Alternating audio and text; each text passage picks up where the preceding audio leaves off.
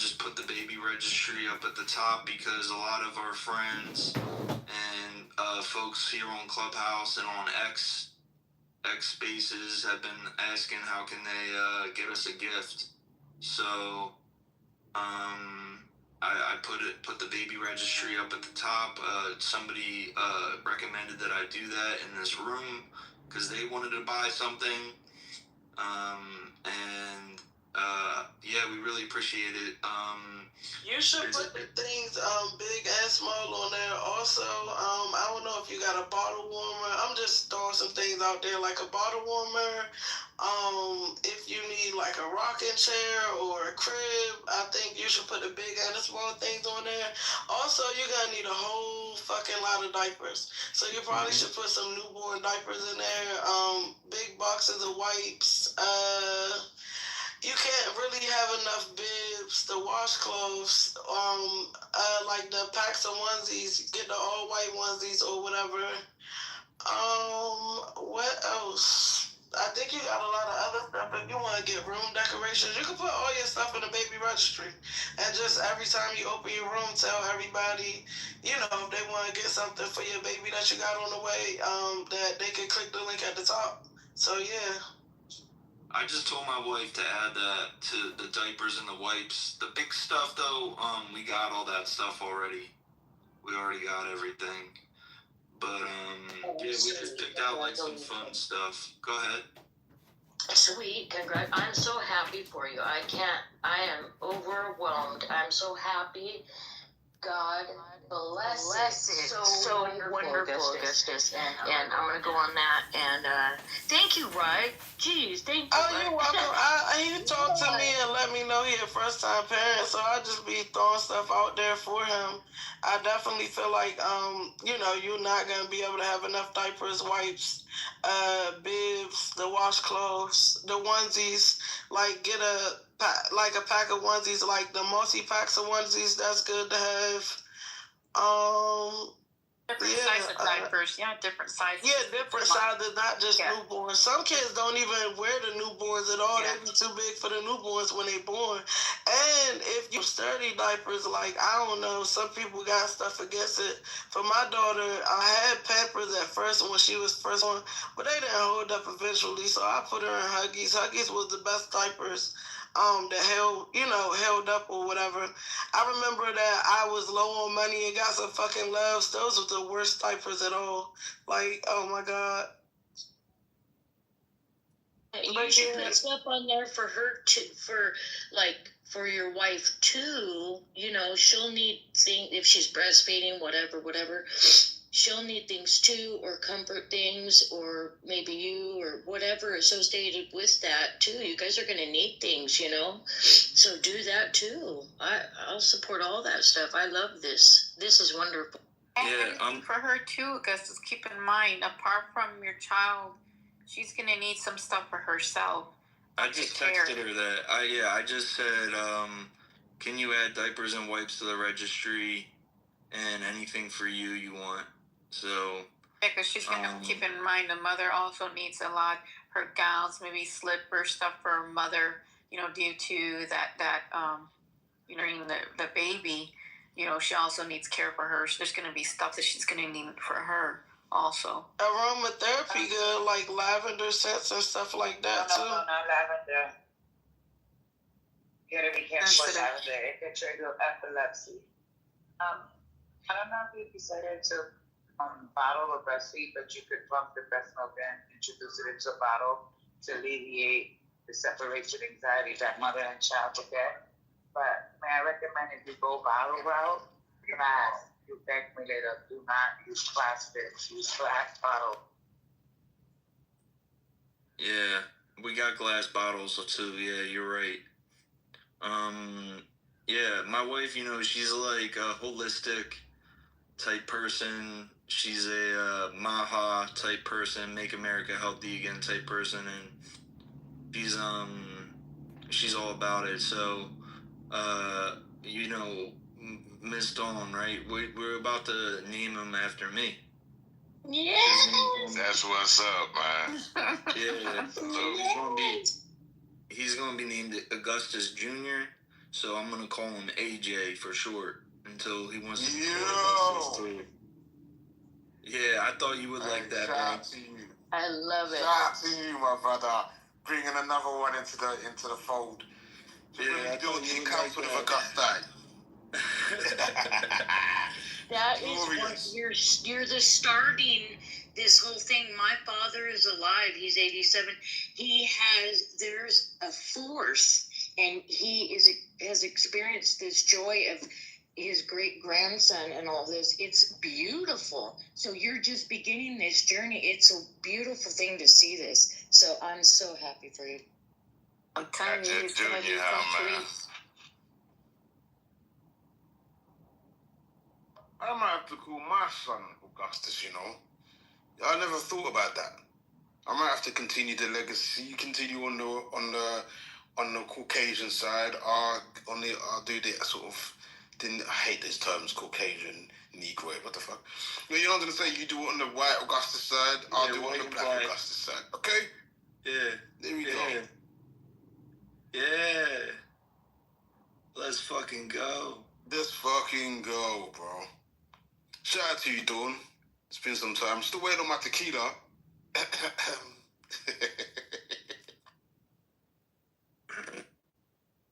As you can see in my PTR, I mixed it up. Let me see. You with your daughter? Yep. I'll try to find one of my grandson who's got the black mix. So we're a rainbow family. That's cool.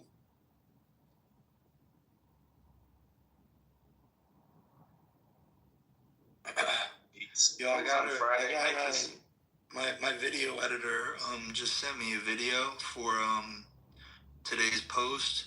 So let me review this. I'm gonna go on mute. You guys chat. You're a rainbow family, Joe, because Skittles has yellow 6, red 5, and Bobby Kennedy's getting those food dye colors out of our. You know what I mean. Cute though.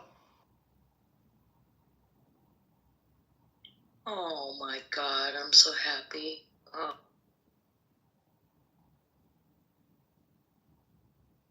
That link above and help Stephanie and Augustus wardrobe their baby, everybody. Yes, this is fun. I love doing this stuff. It's so fun. Raisha, thank you. God, that's so cool. Oh no my problem. God. I just bought one thing. I'll buy some more stuff as the time go on and y'all put more stuff up there. Yeah, that's a good point. Oh my God, thank you. Something that I learned throughout my kids' life, we bought expensive cribs, and they probably slept in that crib 3 times. For me, I had one of the cribs that turned into a pack and play. You could change it, and I had a bassinet. No, I'm not gonna lie. When I first had my daughter, I had the bassinet that was right by the bed, and she did use that. Now, the crib, I never really used it, but when I busted down and turned into a pack and play, like, she actually did use that. But the crib, she never really slept in the crib too much. Like, $300-400 cribs, and they only use it 3 times. Come on, man. yeah, the only crib that's worth it, in my personal opinion, is if you get the one that transitioned into a pocket play eventually. Like, you could basically, take it apart and redo it, and it turn into a pocket play. But, yeah, some people do be scared to put their kids, right beside the bed or in the bed with them, so it depends, Q. Some people use their cribs. I don't know.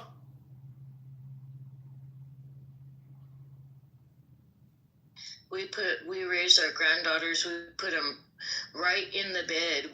I don't know. It was like this safety thing. We wanted them near, Oh my God, it was such a joy. It was beautiful.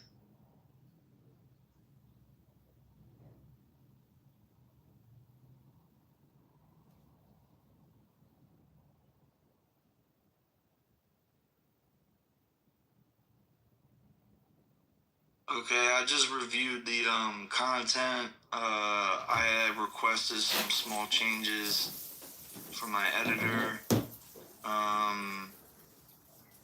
guys aren't following me on Instagram, I'll put the link to my Instagram in the chat.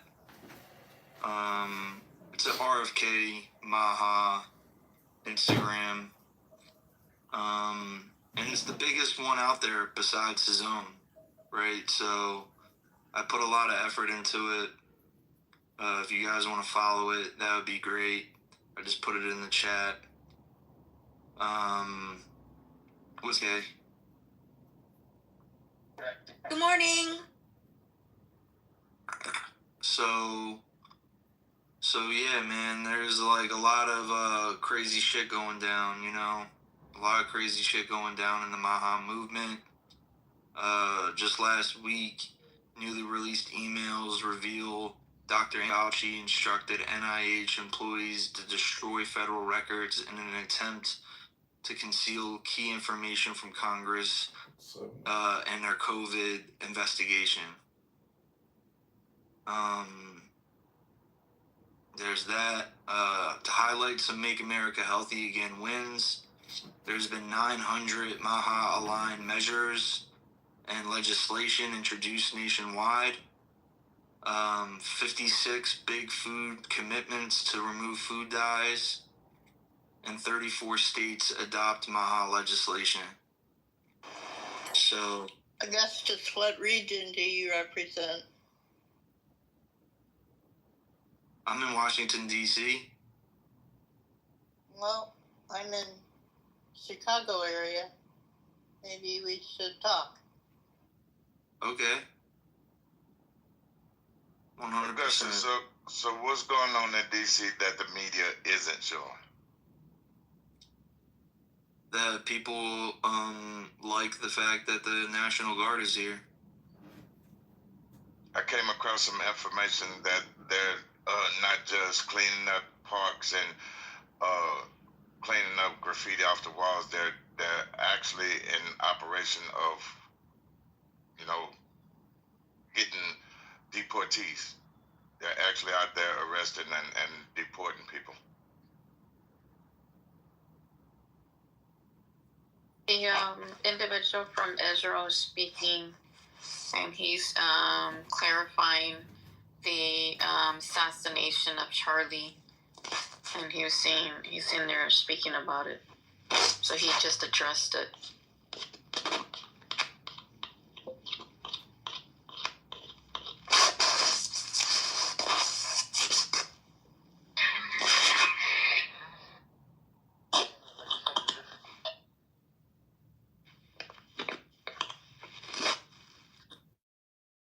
He said Joseph Goebbels' Nazi programming minister said that the bigger lie, faster that it will spread, somebody fabricated a monster big lie.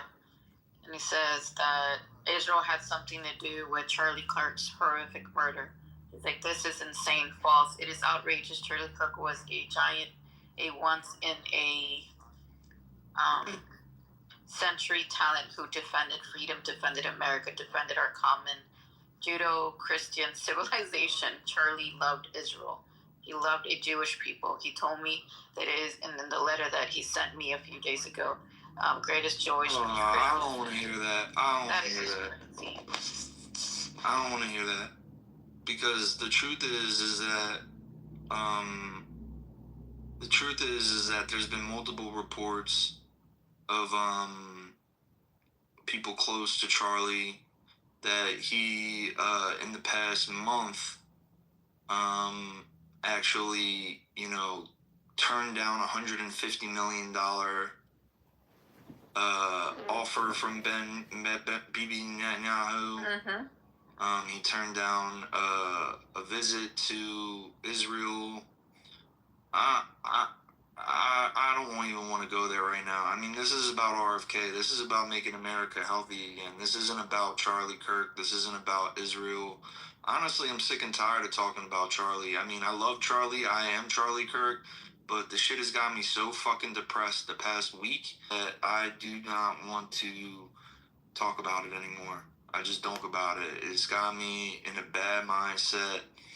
And I would rather talk about positive things, you know, right now. And I know that's fucked up to say, but it's true. So it is what it is. It's depressing, right? It is, dude. Thank you. Thank you. I sent you a message in your back channel with Augustus. Okay. Great. Thank you.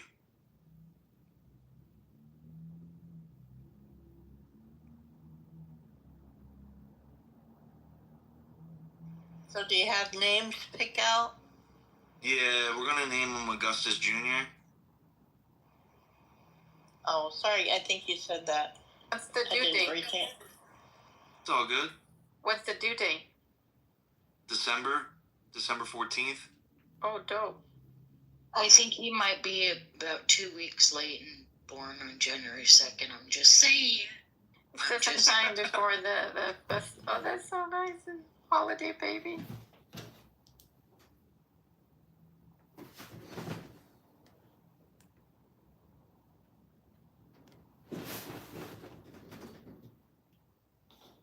Hey, I'd like to read a poem to the room if I may, because, as Augustus said, Charlie Kirk's murder has caused a lot of emotional turbulence in the force.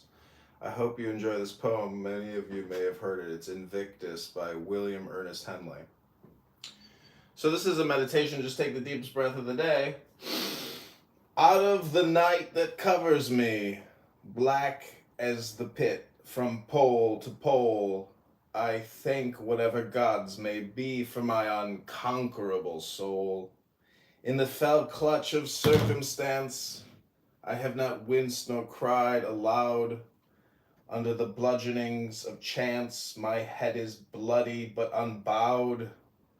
Beyond this place of wrath and tears looms but the horror of the shade, and yet the menace of the years finds and shall find me unafraid.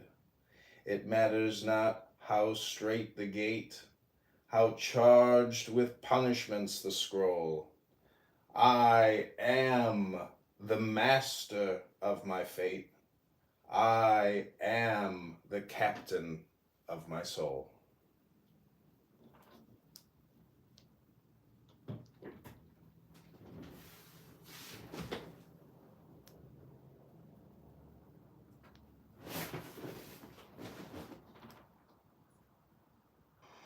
Keep it up, John.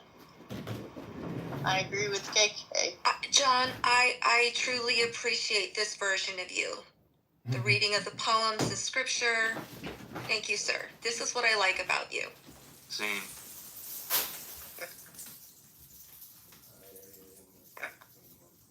And when he goes and talks about RFK Jr., it's so passionate, bro. Like, he's a real supporter. And, as somebody who's dedicated their lives to RFK Jr.'s movement, I just really appreciate John's enthusiasm and passion for everything that is a part of our agenda, right? So, yeah, thank you, bro. Thank you for your support. The other night I was with RFK Jr. on Monday night. I was with him, Dr. Oz, Dr. Robert Malone, Dr. Eric Berg, Russell Brand, and a bunch of big hitters. And, wow, what a room to be in. I mean, it was very intimate. It was a very small room. And we were talking shop, man. Like, it was heavy.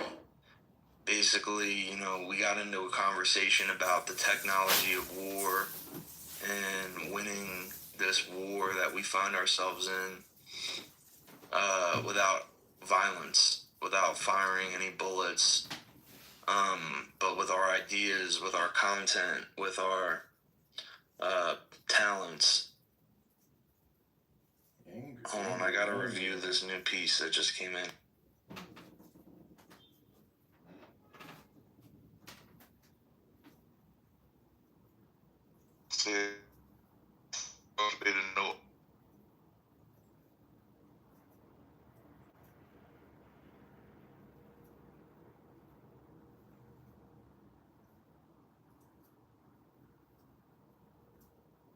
you whether you were kind of in the matrix, sir. You might want to repeat that while Augustus reviewing something. We didn't hear you. No? Much better, thank you. Well, I was saying technocracy is supposed to be the new arms race. Define that, please. That goes with correlates with what Augustus was just saying. How they're conducting wars without having to use any bullets or anything. Technocracy. They're using technocracy to locate people that are a part of this global spy network, possibly. For us simpletons, that would be mind games. Well, I mean, from this current news media broadcasting versus what was said in the beginning of their campaign, I mean, it's already started. You know, the media might be controlled by AI at this point, from my observation. You know AI is driven by man, right?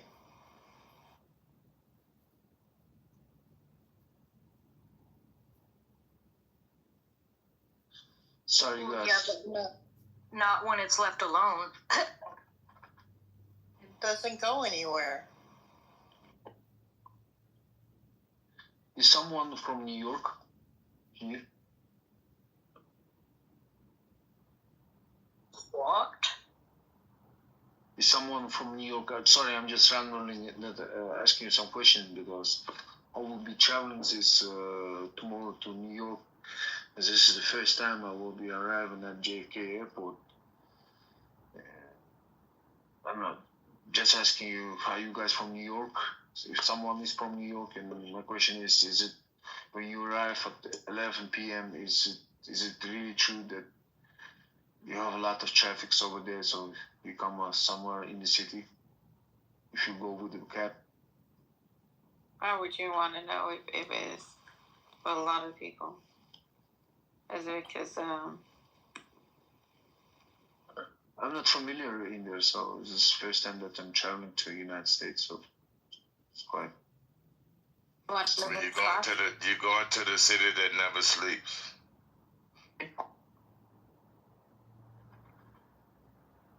How long does it take from JFK to the city?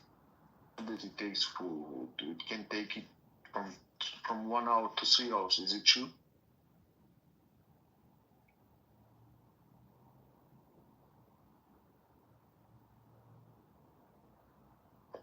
I don't know.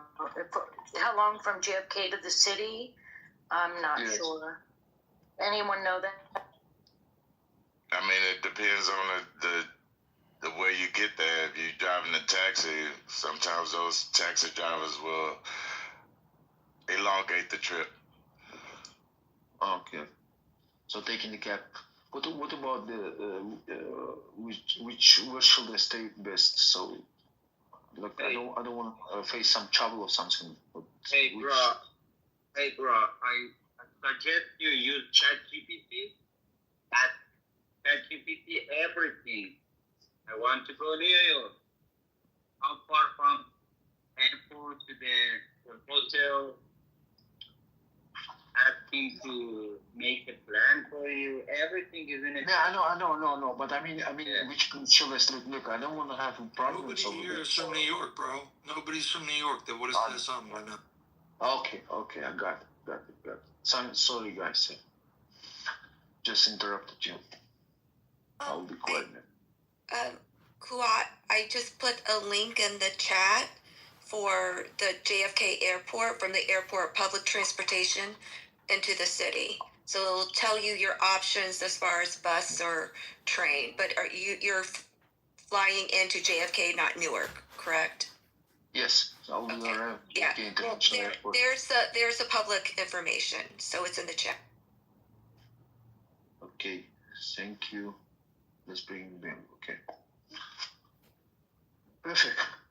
Okay, thank you.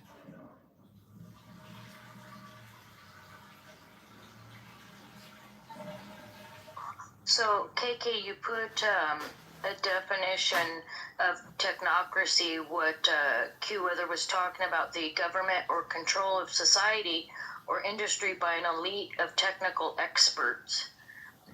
So I believe that's not only it's either happening now or it's going to happen very soon. That's our path. Well, don't you think it's already happening as far as the reliance on what we're all holding in our hand, the reliance on internet, the reliance on GPS to get to where we go and where we don't go? Like, maps are gone, paper maps are gone. You couldn't find a young adult today that knows how to read a regular paper map, right? Then you have social media. They're able to control the algorithms on what they would like to see, they didn't see. And even during Meta confirmed and acknowledged that the Biden administration pressured them, the FBI pressured them to subdue certain information, but then project others, minimize voices as well. So I think we're already doing it, but it's become so normalized within our American society and culture that we don't question it. We're like, oh, that's just kind of how it is, right? So I think we're already in the midst of it, and people are just only waking up to the impact that it can have, not just politically, but as far as your health, everything. I mean, I looked up one thing about an orchid on Instagram, and I got 15 different ads for orchid mix, plant bugs, everything that you want to. I'm like, I looked up one page, and that's where we are. So, I mean, they are literally controlling your mind. I put a link in the chat. World Government Forum Summit 2018. This new artificial intelligence called hybrid intelligence. It gives a layout on its trajectory, what it wants to be, how it wants to interact without using devices, using the medical industry. Very interesting.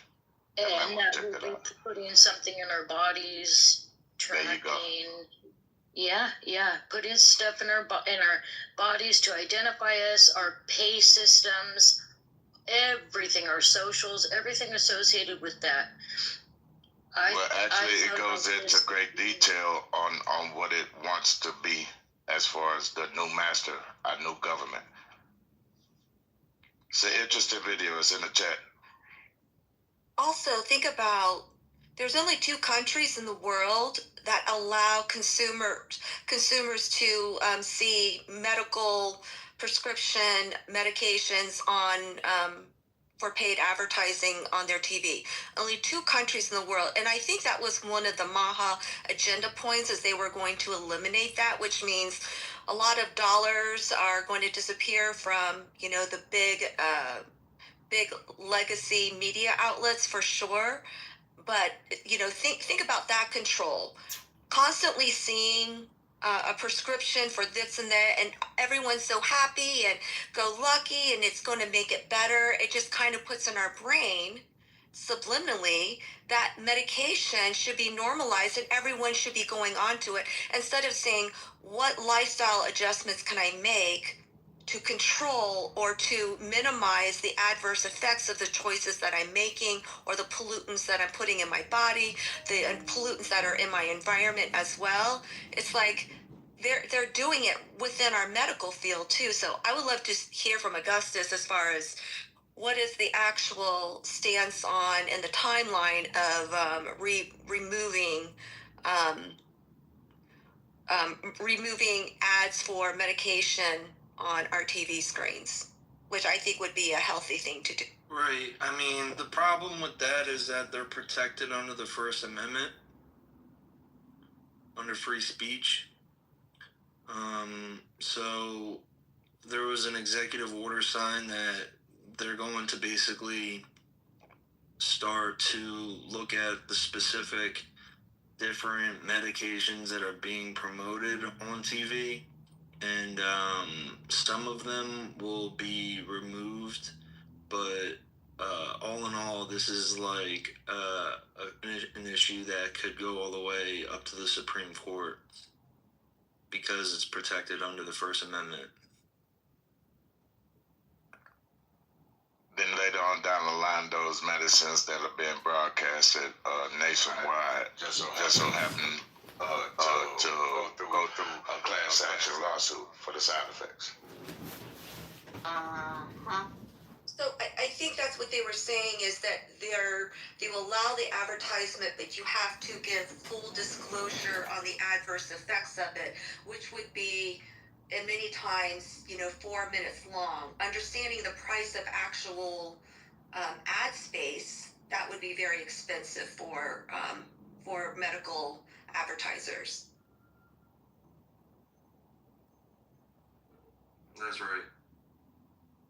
But do you think it's interesting that there's only 2 countries in the world that allows this? And I thought, John, what you wrote in the chat was very interesting about NLP. Very interesting. There's already a vaccine victims U.S. fund. This is what I researched during the pandemic. There's already a United States of America vaccine fund for vaccine victims to compensate them because so many children do have severe injuries from these vaccines. There's already that fund in place, but it's not for COVID-19. So Kennedy, I believe, is trying to rip away the indemnity that was given to them during the national emergency for COVID-19. And in terms of deceptive advertising practices, I've worked in digital advertising for 20 years. It's everywhere. Facebook and Google are the biggest purveyors of scams on the planet. It's called deceptive advertising. Clickbait. It's called there's so many ways to label scams and frauds, but the United States government, the Federal Trade Commission, constantly brings down deceptive advertisers who make wild, outrageous claims. And the wild, outrageous claims of the COVID-19 vaccines is that it will prevent you from getting COVID and it will prevent transmission. Those were deceptive claims made by Fauci, by all mainstream media. The morning show, sponsored by Pfizer, get your vaccine today. Joe Biden say that it would heal you? Exactly. When the government makes the claims, it's not deceptive or illegal because they're the government.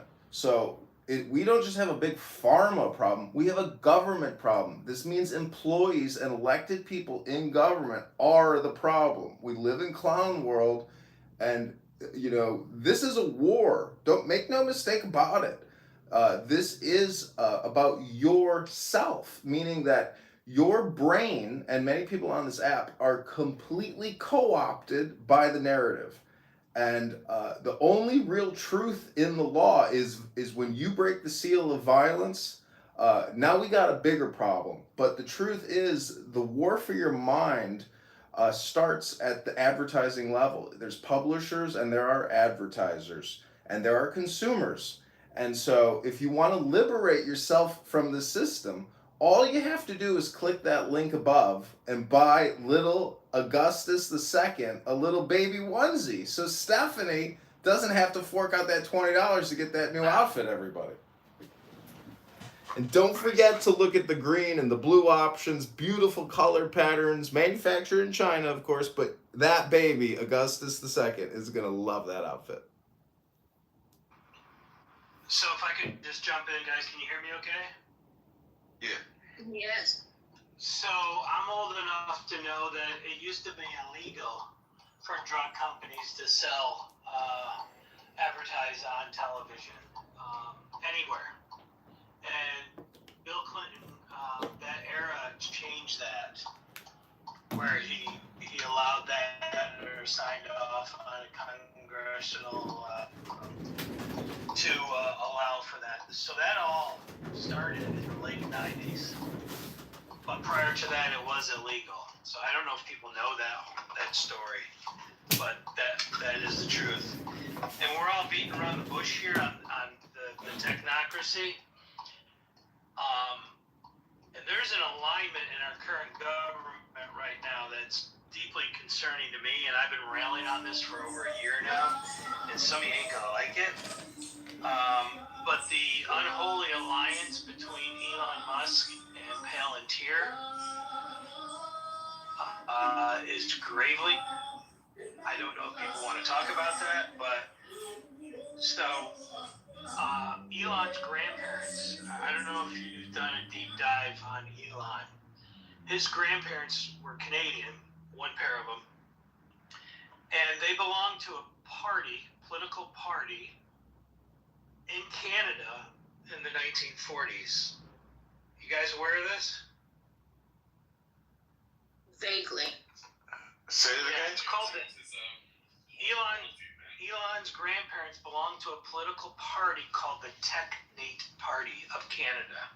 Technate. N-A-T-E. Okay?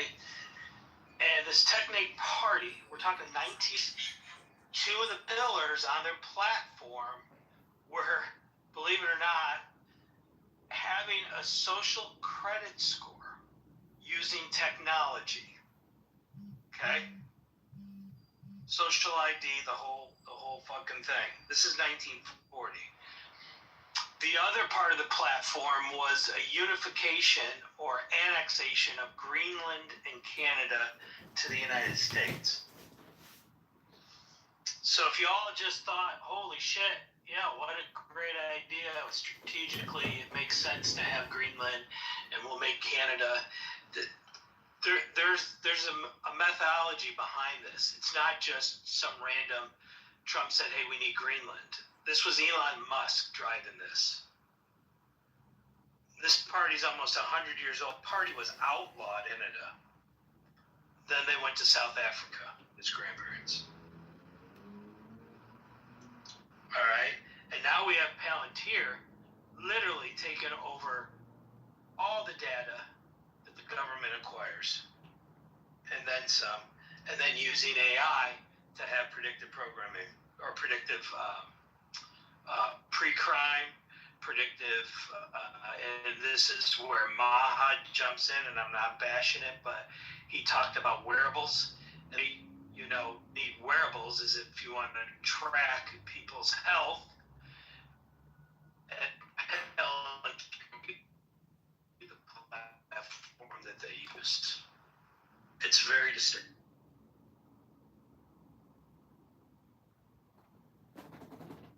Well, That's where Tesla bets come into play.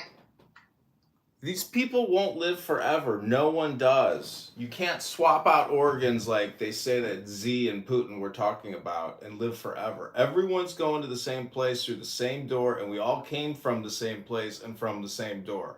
So I would, again, just encourage everybody in the Make America Healthy Again room to remember the wise words of Franklin Delano Roosevelt when he said the only thing you have to fear is fear itself. So a lot of these things will turn in on themselves, meaning like Zuckerberg's glasses AI, failure at his recent demo. But the truth is, we need more transparency. And if everybody was transparent, there'd be a lot less crime. No one knows what the future has in store, but today is how you can start making yourself healthy again. Go touch grass. That means go for a walk. Take 10 deep breaths. I have a little ring finger clicker, and every time I take a deep breath, I click it and I count how many deep breaths I'm taking today, because our breath is life, and breath will help you focus. And focusing and determining your priorities is how you can personally achieve self-governance and personal responsibility and self-reliance, because our solutions aren't going to come from the government. The government only creates problems. But you as an individual, if you can make your life better by solving all your little micro problems, then you can start working on bigger problems. Like clicking that link above and buying a cute little baby onesie for Augustus II.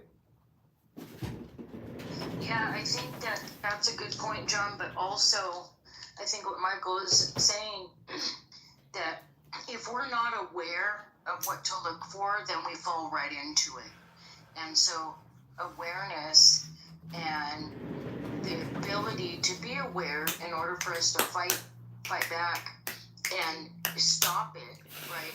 is important because we know their goal, they can't live forever. However, the goal is transhumanism, right? That is the goal because they've been freezing bodies since I was a child, cryogenics. So I knew that at a very early age. So, and people are still saying that's a conspiracy theory, and that's not. Well, So Dawn, it's important for people to know. Dawn, awareness is ultimately important, but what happens when you put honey and chocolate on a turd? It's still a turd. So all communication is hypnosis. Just know that. Don't believe the lies, Dawn. The lies are gonna just drive you wild. They'll never stop.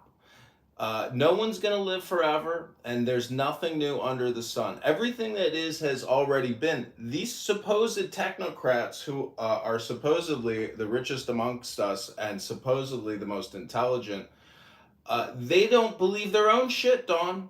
They know they're full of shit. They know it's a surveillance state.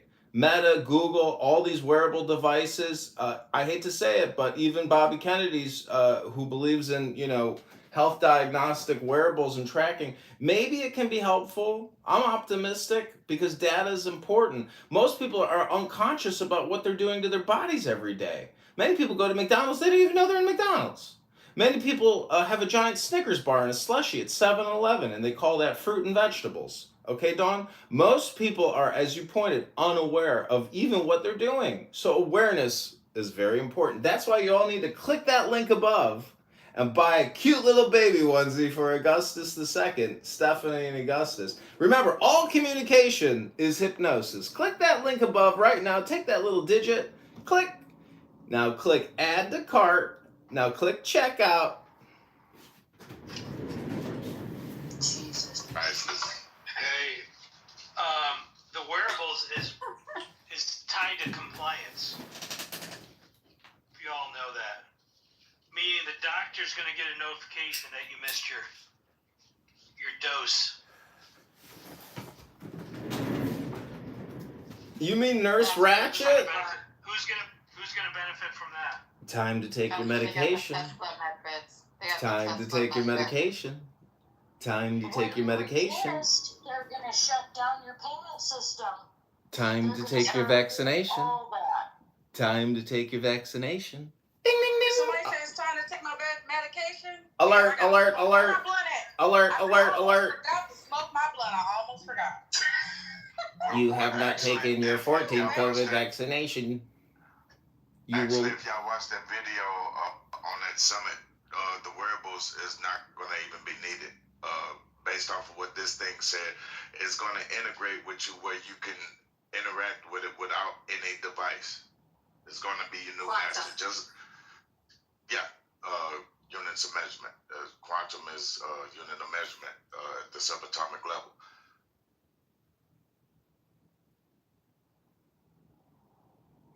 They're already in I forget which countries, but this was like a year or two ago.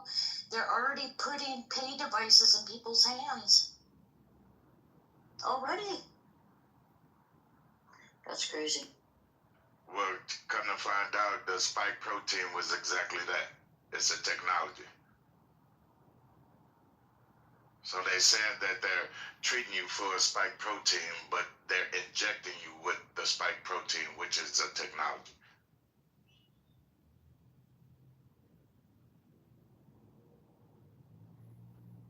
So you got to treat a spike protein with a spike protein. That's kind of like saying, we're going to cut spending by borrowing and spending more. That's what they do. They say one thing and they do the other. It's humiliation hypnosis. You have to really track these people. So on my laptop downstairs, I have hundreds of clips from 2020. I recorded this shit out of Facebook and YouTube and everything they were pumping to us and feeding us in terms of lies and propaganda. Fauci, if his lips are moving, that fucking snake is lying. That man has to hide his face now. He can't even be seen in public. People are so pissed at that fucking liar. So remember the ancient, wise Native American saying, and you will never, ever be lied to again. It goes like this. If you can say it, it is not true. That's what the ancient people of North America said. And remember, if you can say it, it is not true. It may be a paradox because I'm saying it, but I'm repeating it from what's called a book, everybody. I'm in a book club. And in my book club, we only study wisdom texts. And let me give you another one. The more you think, the more you speak, the further from the truth you're going to get. That is the essence of the advertising industry. Back in the 1860s, the snake oil salesman of the West who tried to cure your tuberculosis with a bottle of a Malort and some food color dye, that was what originally this deceptive advertising in the medical industrial complex deals with. Making false claims about how you can improve your health, protect your health, or protect the health of other people. That's what they lied to us about in March of 2020. Every single one of them. I have hundreds of Congress people going before we the people in Congress, lying, nonstop, voting for the HEROES Act, the CARES Act, and they all wore masks when they did it. They had to mask up and lie about it. They didn't even want to show their faces. That's how you know how humiliated they were about what they were doing, borrowing trillions of dollars for you. So Pfizer could get, all the money, Moderna, J&J, etc., hundreds of billions of dollars, trillions of dollars, all lies, borrowing and spending for you that you now owe. The individual tax, every American used to owe $100,000. Now we all owe $400,000 individually. You don't have a retirement. You have a $400,000 debt you got to start working off. So understand your real perspective or your real position relative to everybody else who made millions of dollars off of COVID-19. Billions of dollars. Many people made more money from the COVID-19 congressional and Federal Reserve response than at any time in human history. There's a lot of people walking around that made a lot of money and went on a lot of President Club trips because sales had never been better. It's a control system. The control system. I'll let you go. That statement you made, if you could say it, it's a lie. That's a message, man. That's almost like the Indian Removal Act happened in 1830. That's when they prevented people from sharing their history. A lot of history was erased. Then you get another set of information that's allowed while they abolished other people's information on their history. That was a real interesting statement. If it's a lie, if you can say it, like if it's allowed for you to say it while they're abolishing everything else as far as information is concerned, yeah, that's deep. It's never been a secret that after the 70s, America decided to poison its own citizens. The only place where poison is actually profitable is in the United States of America. Monsanto, the number one chemical company, started as a chemical company, is now almost your number 2 or 3 food producer. Bill Gates, the great Bill Gates, is probably your number 3 food producer. So it is what it is.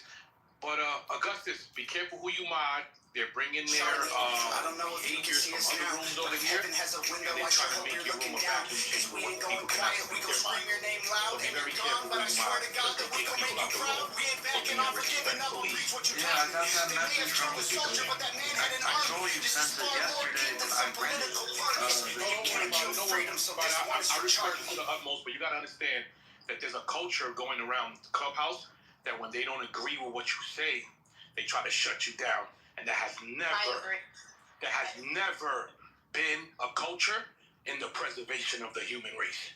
Ever. I think it was that girl that was like crying. That Alyssa girl, and she talk about all the she got elected by the Illuminati. From her saying all types of I don't crazy cry over shit. spilled milk, but I'm just telling you that you're holding the fort of the free world in this room in Clubhouse, because no other place allows you to speak your mind. Every place in this place, with no exceptions, is a vacuum chamber. Yeah, she said all this shit, like, I don't know why I'm hated, blah, blah, blah. I never asked for my badge, but... TBI, don't worry about it. No, I just want to let you, I want to be aware of that. I don't want to take it, I don't want to make it about get kicked out. Forget about that. It doesn't matter. Is anybody watching the new the new rectum that they're opening for Kash Patel in Congress? Yeah, I saw that. Yo, that shit. The new what? I didn't want to say asshole. The new asshole. I didn't want to say asshole. I said rectum. I try to be respectful in this room because I'm trying to hold the fort of the last room that has any respect in this whole thing. Because there's people that are here that do not let you speak your mind. And I don't know if you know me, but ever since you heard me over this app, I've been speaking my mind however I can. And I've always been the same person, and I will never stop being this person. Ever. I don't compromise my integrity for nothing. And you ain't supposed to. Salute. Yeah, that's why I would like you so much. But check this out. To stay on the topic, my brother, ever since the 70s, we went from 3-4 ingredients to everything to 15, 16, 17 ingredients. Ingredients that don't even matter. The red nines, the high fructose corn syrups, all these funny names that you can't pronounce. Why is it in our food?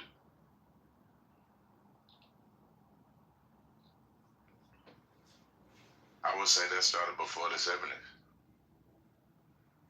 The poisoning started when they started injecting people with so-called vaccines. Virus was something that had, the word virus was something that either you took or something that had to be injected in you. That's the etymology of the word virus. Slimy substance, snake poisoning, snake venom and poisoning. That's what the word virus used to mean. And this current medical infrastructure, now they're saying this is something that the body naturally produces. That's bullshit. Well, isn't it just the way that, so if they're trying to poison everything, right? And it's like they have the poison and they supposedly have the cure. So they want to benefit one. It's like, what do you get out of it? First, you have the innovation of technology, tracking and surveillance. And then do this intentionally to humanity, right? Like sabotage them and then say, we have all these med beds, we got all this shit, and profit from all that. So you wouldn't be able to create the problem, then profit from the solution. Correct. That they already made. Uh-huh. And then the solution is what's really taking you out. Yep. And it's not just here in the United States, they're doing it everywhere. It's just that you don't see it. Of course, the media doesn't, show it, but it actually is. It's just done differently. It filtrates whatever it is over there, and then they come and do it over here. And it's just a back and forth, but it's all going to be a whole fucking network. And I agree, like, if he was sitting there announcing earlier, going with AI and having that quantum, right? So that would explain all that shit, quantum healing, and then that would explain,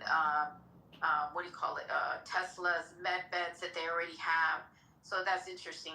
Whatever all these high-tech individuals that biotech, all that shit, they're literally got together and say, how can we all benefit around the world and make it into that one new system that would fit in all the categories? Monetize, control your money, your sickness, the health organization, like everything that worldwide would be able to benefit. It's a new system. The old system's crashed, so they're trying to profit from this. But that means if they control that, keep in mind, if these individuals don't watch their business and things, if they have it already controlled by that opposition, then they can shut all these and make themselves the top individuals if they wanted to, because they literally put everything everywhere. So it's sensitizing, monitoring, doing everything, and watching at all times. And censoring, keep in mind, that's where the censoring, that would everything, your amendments, your speech, everything, it's like it's going to have to be filtered to their way of teaching whether you like it. So either you're going to be part of it or you're not. Oh, so you're not going to be part of it. Just keep in mind this and this and this is going to be removed from you. So what are you going to do? That's the controlling oligarchy. Listen, the controlling oligarchy is getting $2 trillion a year off of our backs, we the people, we the host. They are the parasites sucking the blood from this system like vampires. We need to redirect the flow of this borrowing and spending back to we the people, directly.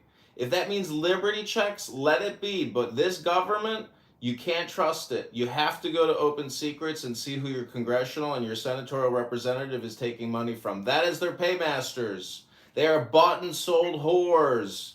You have to be politically aware. The primary is March 17th. Everyone in this room has to be a registered voter. You need to find out who you're voting for and who they're taking money from. Okay, I'm a positive optimist. I'm trying to come up with creative solutions here. If anybody thinks I'm correct, put a 1 in the chat, ladies and gentlemen. Put a 1. 1, 1, 1. And that's all I'm saying. Now is all important. Put a 1 in the chat if you agree with me, if you should know who your what the sponsored logos are on that jacket of that person you're representing, or who's representing you and that you're paying for. They're borrowing and spending for you. They took you from $100,000 to $400,000 in debt. It's not going away, ladies and gentlemen. You have to be fiscally conservative and financially aware of the situation. This is all dealt with in dollars. We can talk all day long, but the numbers aren't changing. You have to be aware of who you're voting for and who their sponsored companies are behind that person.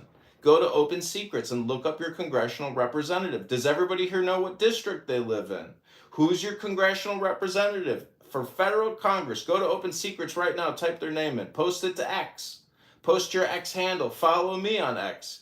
We have to get organized and be smarter. I thought yesterday, do you realize that if we go into hyperinflation and there's mass starvation and there's no food coming into the country and we're not making our own food, and nobody has any income anymore, do you realize that communication will become a priority? No one will be allowed to speak unless you're begging. Only way you can come on here is you have to convince people why other people need to send you money because you're starving and your children are starving and you're going to die unless you come on the internet and beg for money. That's how bad things could get, meaning that we have to prioritize our communication. So if anything is be intelligent, but be politically active, be socially active. That is how real change will happen. You have to create real networks. You have to become a node. You're a communication information warrior and a subject matter expertise. That's what will happen in the future economy, where things will get so bad there will be breadlines and there will be tens of millions of Americans in the street because BlackRock owns all the houses and they're not renting them to you. You never know how crazy things can get, based on the way that the game is played. This is all game theory, ladies and gentlemen. You've all been coming to this app to participate in a game theory, a scientific experiment. What kind of catalyst are you? What kind of properties do you have? What have you been bringing to the table, and what are you taking away? What are you transmitting? What kind of message are you communicating? This is awareness, ladies and gentlemen. It all deals with communication. So let me tell you one thing. First of all, if it goes to voting and knowing where the hell did it fucking get us, look us on top. Where did it get us? So I think we've been voting for fucking years and going to this in Congress and all that shit. At the end of the day, they're all over.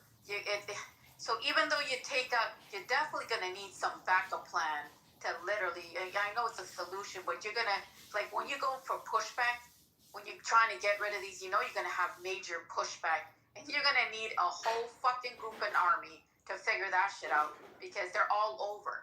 And what good did it get us? Because look who we have fucking running this whole United States.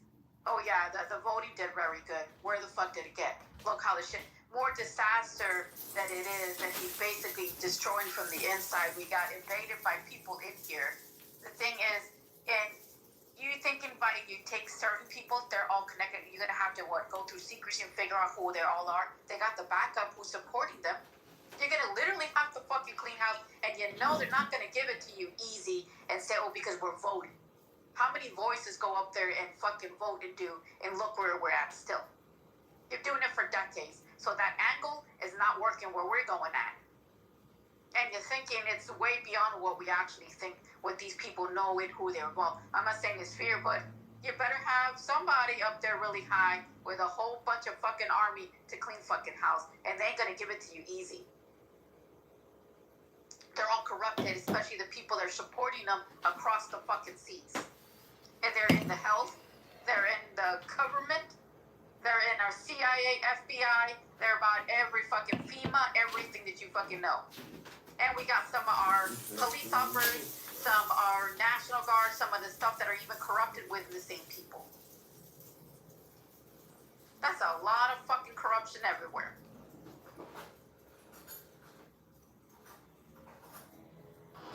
Listen, corruption is around the world. Corruption That's what I said, it's everywhere. Let me ask you It's a not question. just inside Make the it pop. United States. Quick question. But if we're talking about solutions, you're gonna need a big fucking army to clean fucking house. The only thing That's what's gonna give you a big pushback. If you want a solution, put all of them in one room, and you already know. So you can't do those things on social media. But you gotta understand. It's not gonna happen. I mean, you gotta have better solutions. That's the only solution. No, this deals with mind viruses. They've created a mind virus. We are the solution to that mind virus. And because they created a mind virus, we can recreate a new mind virus and take over the network. You have to understand, this is a chain of command of communication. And this room right now, and the work that Augustus has done, has proven that you can regime change, that Kamala Harris and Tim Walz are not our leaders. Thank God, because guess what? You think this little conflict with Russia would have de-escalated? It would have escalated beyond belief. They would have plunged us into a third world war. That takes the cake. All this debt talk means nothing when a third world war breaks out. And Kamala Harris and Tim Walz could have taken us over the edge because they are that psychopathic, that deranged, that stupid, that manipulated, that whorish. They are bought out little pimps and whores. That's what they are. They are owned by other people. So let me tell you this. Thank God Donald Trump and J.D. Vance are our leaders, because those are men who have some stability behind them, unlike Tim Walz and Kamala Harris, who are bought and paid for whores. They would have destroyed this country and fought the war and fought a World War III. Oh God, slow down, bro. We understand. Okay, slow down. Just going on and on. Real quick, we have conversations here. We don't listen to dissertations and theses and stuff like that. I don't disagree with you, but we can't have dialogue if we don't come up for air. Michael, you gotta be clone, brother. We gotta clone you. But at the end of the day, let me ask you a question. People say, "Oh, World War III." Ladies and gentlemen, World War III is right now. There's not one region on this planet that's not at war or has war-ready ships, armies at their sea. Right now, we're at the Sea of Venezuela. We're at the Sea of Russia. Everybody is ready for war. The war is happening. The war on consciousness is happening. This is like the best concept. You wait till this UN I hope everybody knows I'm a performative actor. What they think about some people might call that being a troll. Crazy stuff to take the light off of them. But a lot of people don't like that kind of rhetoric. And that's my game. Everybody is essentially trying to create as much dopamine flare as possible, and this is me being hyperbolic. But still, it's just political, ladies and gentlemen. Don't be upset when I call Tim Walz and Kamala Harris a pimp and a whore. It's called politics. And it's not even that crude. You're going to be prepared for every single little thing that they're going to come at you. And keep in mind, and even if you take those morons off the fucking top, they still got other minions in the fucking bottom that will replace them easily with the other fucking minions. Well, this sounds like an Antifa room now, ladies and gentlemen. That was the original title of the room. Who here is an Antifa member? Who here's a radical, violent person? Because that's really what I'm concerned about, is violence. Now, you can try to say I'm going, hyperbolic. I'm just literally, I am an actor. I am a creator. I am an artist. I'm a filmmaker. I'm a politician. I'm a veteran. I'm here to tickle your feather, and I hope you're having fun. Yes, maybe you think I'm being too political, but I'm just here to tell you that if you haven't gone on a walk yet today and you're going to be on this app for 8 hours, it's not good for your health, ladies and gentlemen. Try going to the gym and reading a book. No, hold on one second, what you said, John. Hold on one second, because what you said is very important. By the way, I've been researching all these conspiracies and everything since the Russian manifestos in the 80s. where Carl, I forgot his name, all the Bob Aiken and all those other crazy people. But you gotta understand one thing. In my journeys, everybody that carries all this information turns crazy.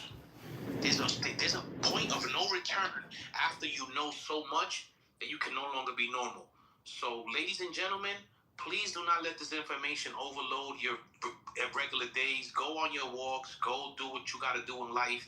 And don't let this consume you, because it will, because there's no ending to what this is going on. This has been happening for thousands and thousands of years before us, and it will happen for thousands and thousands of years after us. The only advantage that we have is that we can freely communicate with people in different regions and actually report of what is actually really going on, and not depending on a media source to tell us what's going on. That's the only difference. Because if they could do that part right there, the Anne Frank diary, they even said that that's a lie. So at the end of the day, just enjoy the fact that you could speak to people with different... You're gonna downgrade a dead girl who was murdered in an apartment by Nazis? Sir, what's wrong with you? Are you part of Antifa? You're calling Anne Frank a liar? I'm calling you a liar. Pull out Anne Frank's book and read a chapter, dummy. Don't come in here and tell us about Anne Frank's book unless you read a chapter from that book, sir. Question. Okay. So for me and whoever just got in the room, can you give us a brief recap of what you're talking about? As far as I don't get overwhelmed with this information. Can I sum it up? Please. John, lower down the radicalism, my brother. I understand. Can you let it make it pop to someone if you don't mind, make it positive? So the thing is, like, I understand, like everybody has a freedom of speech, how to speak, and how everything's being censored. The media doesn't show you everything that's going on. He's talking about voting, and I'm saying my perspective. How many fucking years we've been voting, and we still end up they take them down, they replace them. They take them down, they replace them. Where has that gotten us? And look who in the world we got right now. And keep in mind, this individual was always talking about he's gonna do this, he's gonna do that. But aftermath, I don't see no solutions coming in, so it's getting even worse. Right? Can you speak on the $400,000 that you were saying they were gonna owe? That would be. Yeah, go to usdebtclock.org. It pulls it out of the treasury.gov API. 7 years ago, it was $100,000, and today it's over $400,000 per American. John, speaking right instead of being politically giving a damn speech, just talk like a normal human being, bro. No, he's on the pulpit of it or whatever he's on. But hold on 1 second. Can you speak to the Republican, please? Listen. When I start getting paid, I start doing what people want me to do. Till then, you gotta get what I want to do or what I'm willing to do. So okay, so you So what you're saying is, if you can't be used, you're useless? Damn, bro, please, I'm begging of you. Listen, when he says 400,000, he's dividing the 45 trillion dollars worth of debt with the population of the United States, and each American, what they'll be responsible for. That will be the 400,000. Oh, so it's not the written in stone that that's what's coming. It's just No. It's just dividing the net. Yeah, it's written in stone. It's called math. As he just told you, it's called division. That's a function in mathematics. Go to usdebtclock.org to see the true financial picture of you, we the people, at an individual per capita level. Yo, John, the least you could do is become a member of the club, bro. That's the least you could do, since we gotta listen to your rants and to your uncontrollable... Sir, if you're in a club, I'm not joining it. Hey, Mark, welcome to the stage. Well, you know the thing is the crazy thing. Even though they were turning around the debt, if they actually owe, that's the reason why it wouldn't be a better way to hijack and cyber attack all the whole fucking system. You wouldn't have even a fucking track of who owes what, and they would be like, well, do you have a track? Do you have a trace? What they owe, what they don't? That's why they're actually using all the quantum and the fucking AI. It's also trying to race and get. Let's make room for new speakers. Mark, welcome to the stage. You're running for Congress. John, like a distraction, to be honest with what you. I did that. Augustus. Call me responsible. I did that. In order to keep a space, you have to keep those people out. You know what's crazy, Sucker Free? You told him that he got, like, the people got to stop people from talking, and then you did the same thing you wanted against. It's okay. Very, very excellent observation. I'll count. But no, I said that the Jones are crazy everywhere. I see we have Minnesota crazy John, now we got Augustus crazy John. Because I understand there's some information, but the thing is, he it's like you're hearing a fucking commercial, and he's taking away from whatever he's saying, and he's trying to be humorous at the same time, and he's taking away from the information he's trying to bring in. What happened to Sucker Free? Did somebody move him or something? He's still on here? Bro, who kicked him they down? moved him. No, somebody did. I didn't do that. Who kicked him down? Oh, that was not me, Sucker Free.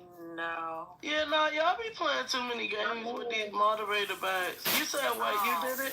No. Don't kick. I'll bring them back up. Anyone, I'll bring them guys, back up. please. Who kicked him to the bottom? I don't know, but I'm bringing them back up. Probably whoever he was talking about. Sucker Free, we sent you an invite. Well, the person that he was talking about is not up here or whatever. So somebody who's a friend of John didn't like it. I'm here. Yeah, I hear that you're here, but like we were just trying to figure out who kicked Sucker Free down. Yeah, somebody kicked. Well, I'm inviting you back up, Sucker Free. So yeah, y'all be playing too many games. There's something real interesting about how this government keeps people in debt, and the rebranding of indentured servants to slavery to being bonded or bonded by debt. If the government is creating debt that keeps us bounded by under their authorities, then the government is the people who shouldn't even. If we're still under colonial rule, there's there's endless possibilities how this government under colonial rule is going to treat humanity. That's why they've been committing crimes against humanity and getting away with it. Well, Mark is running for Congress here in Illinois. Mark has yet to speak. Mark, I'm wondering, how would you fix the economy? Free market, baby. All these people that want handouts got to put their hands back in their pockets, and if you work and you try, then you can succeed. That's the American dream. That's what America's all about. But Mark, we're borrowing $2 trillion a year that we don't have. A lot of that money ends up in the net income of major Fortune 500 corporations. Why are we giving ourselves future tax liabilities to have corporate profits now? Because they're taxing more, and they're giving more fucking money over there supporting Israel and shit, and they're taxing us a lot of fucking shit. Every dollar we invest in Israel, we get two back. So that's not it. What it is that the Democrats are completely paid and bought by all these special interests. So they're lying there. Look at AOC. She went in. She was worth $5,000. Now she's worth $15 million.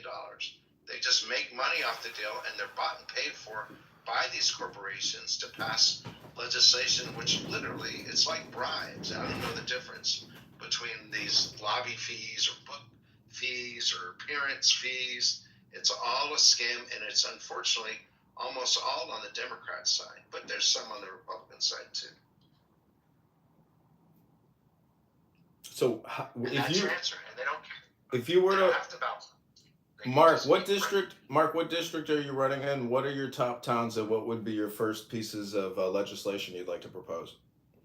I don't think anybody on here is in it, but I'm in the 8th district, which is the west suburbs of Chicago. So it's O'Hare Airport out to Kane County, Cook County, and DuPage County. And my top issues would be to get rid of property taxes altogether, and to make sure that border stays shut and we deport all these illegals. And that this will be real popular in this room. So, John, this is the only thing is we want to support Israel to end terrorists and end terror groups like Hamas, so that we can live in a free world where we don't have to worry about getting assassinated like poor Charlie just got killed. You want Israel to do what? To eliminate all these terrorists like Hamas and Hezbollah and for that matter, Iran. Okay, so stop right there. I'm stop right there because I want to make sure that I'm understanding who Hamas is. So I'll jump out there because I don't know too much about the situation. So I'll jump out there with my non-education on Hamas. But the first thing I heard about Hamas was that they were a group of people that were, fed up with, everything that's going on in Gaza. Like the black people would be, or like any group that's been oppressed would feel like, uprising. That's what they represent. However, the government has turned them into a terrorist organization. Now, I might have a misunderstanding because that's the first thing I heard about them. But tell me who. I feel like we need an explanation of who Hamas is because I feel like a lot of countries, they'll just label you with some shit and then that allows them to do any and everything they want to you, whether or not you started a certain way, or not. Like, are they like terrorists that just doing shit for no reason? Or who is Hamas? They're classified as a terror organization, and they've proven that out thousands of times over by killing thousands of innocent. What was their initial, like, why did they... Look at the Hamas. Sorry for interrupting you. Can I speak up? I'm Palestinian, by the way. My brother is Hamas. He's working with Hamas. Can I speak up, please? Yeah. I'm Palestinian, and I live in Dubai, Middle East. Let me tell you something. Hamas is not a insurgent group. Hamas is not an insurgent group. They're defending for the innocent people in Gaza Strip. And because they don't have a country, they don't have a system, and they don't want to live a peaceful life. And I have cousins and family have been killed every moment. I have around 20 cousins. And I have like a cousin is 4 years old has been slaughtered. And they're sending me a video. I can share it with you. Okay, pause it. Stop right there. Okay, so Mark gave his... One second, I'm going somewhere with this. So Mark gave his explanation, which is, the rhetoric that we hear every day. And then Positive, whoever he is, came on here and gave his rhetoric, which is also something we hear. My thing is, in this room, we're set for freedom. We represent freedom. We represent positivity, love, trying to get out of this matrix, all that bullshit, right? So if I'm a black woman, right, and all my black people one day we get tired of the oppression that we suffered over thousands of years, and we decide to rise up out of this system. We decide to do something about that. Would we then be considered, after all the bullshit that has been done against us, would we then be considered a terrorist organization as well? Domestic terrorists. Yes, we would. Domestic terrorists. Yep. Can I jump in? So what are we talking about? Hold on. You're intolerant of people. Hold on, Mark. Em's gonna jump in. Then yes, if you throw gays in buildings. If you Guys, please let me join. One mic on Michael. One mic on Em. Guys, one person can talk, please. Yeah, hold on. One person can talk. Wait, hold on, Em. Hold on. We're gonna give you the mic. Please don't leave. Go ahead, Em. I just want to simply say, my understanding that Hamas was a terrorist organization, they were deemed a terrorist organization for a very, very long time. Then the politics changed and they formed a separate Hamas political organization. Yeah. Okay. So it's pretty sticky. Number one there, Billy. So yes, they were labeled that, then they weren't labeled that. So they had ties to terrorism. They said they cleaned it out. They were supporting the Palestinians' plight. Okay. But just like Muslim Brotherhood. Yep. It was designated a terrorist group by the United States for many years, and then Obama took them off that designation, then allowed them to form a party here in the United States. I don't know if you guys knew that. Yep. In fact, we had a Muslim Brotherhood working in the administration, which I actually had many conversations with via Twitter. No. So, yes, Muslim Brotherhood. Now we're talking. Which Muslim Brotherhood? which Muslim Brotherhood is a group established in Egypt in 1937. Yep. They migrated to the U.S. and they come from a very rich family. Get supported. Yeah, and they have it's a group. Have some certain ideology. It's a kind of radical ideology. I agree. They were Saudi Arabians, the individuals in there. It's not Saudi Arabia. It's a different thing. No. Saudi Arabia is Wahhabism. They were banned. So I hope we realize. I just wanted to fit in taking in all these opinions from my question. And was speaking.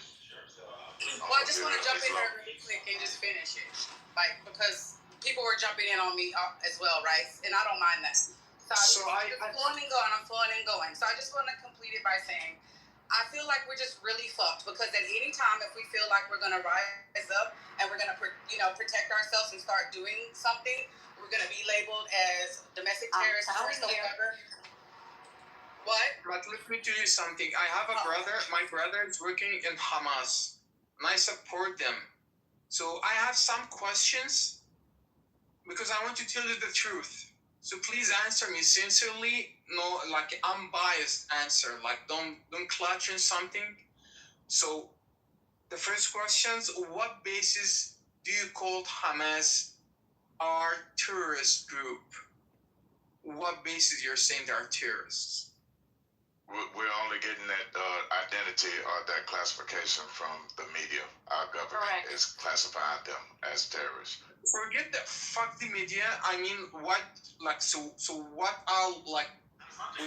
the situation that proof that those people are doing some terrorism act? So we got two things in there. So we got two things. One, the media and our president and the way it's working. We understand.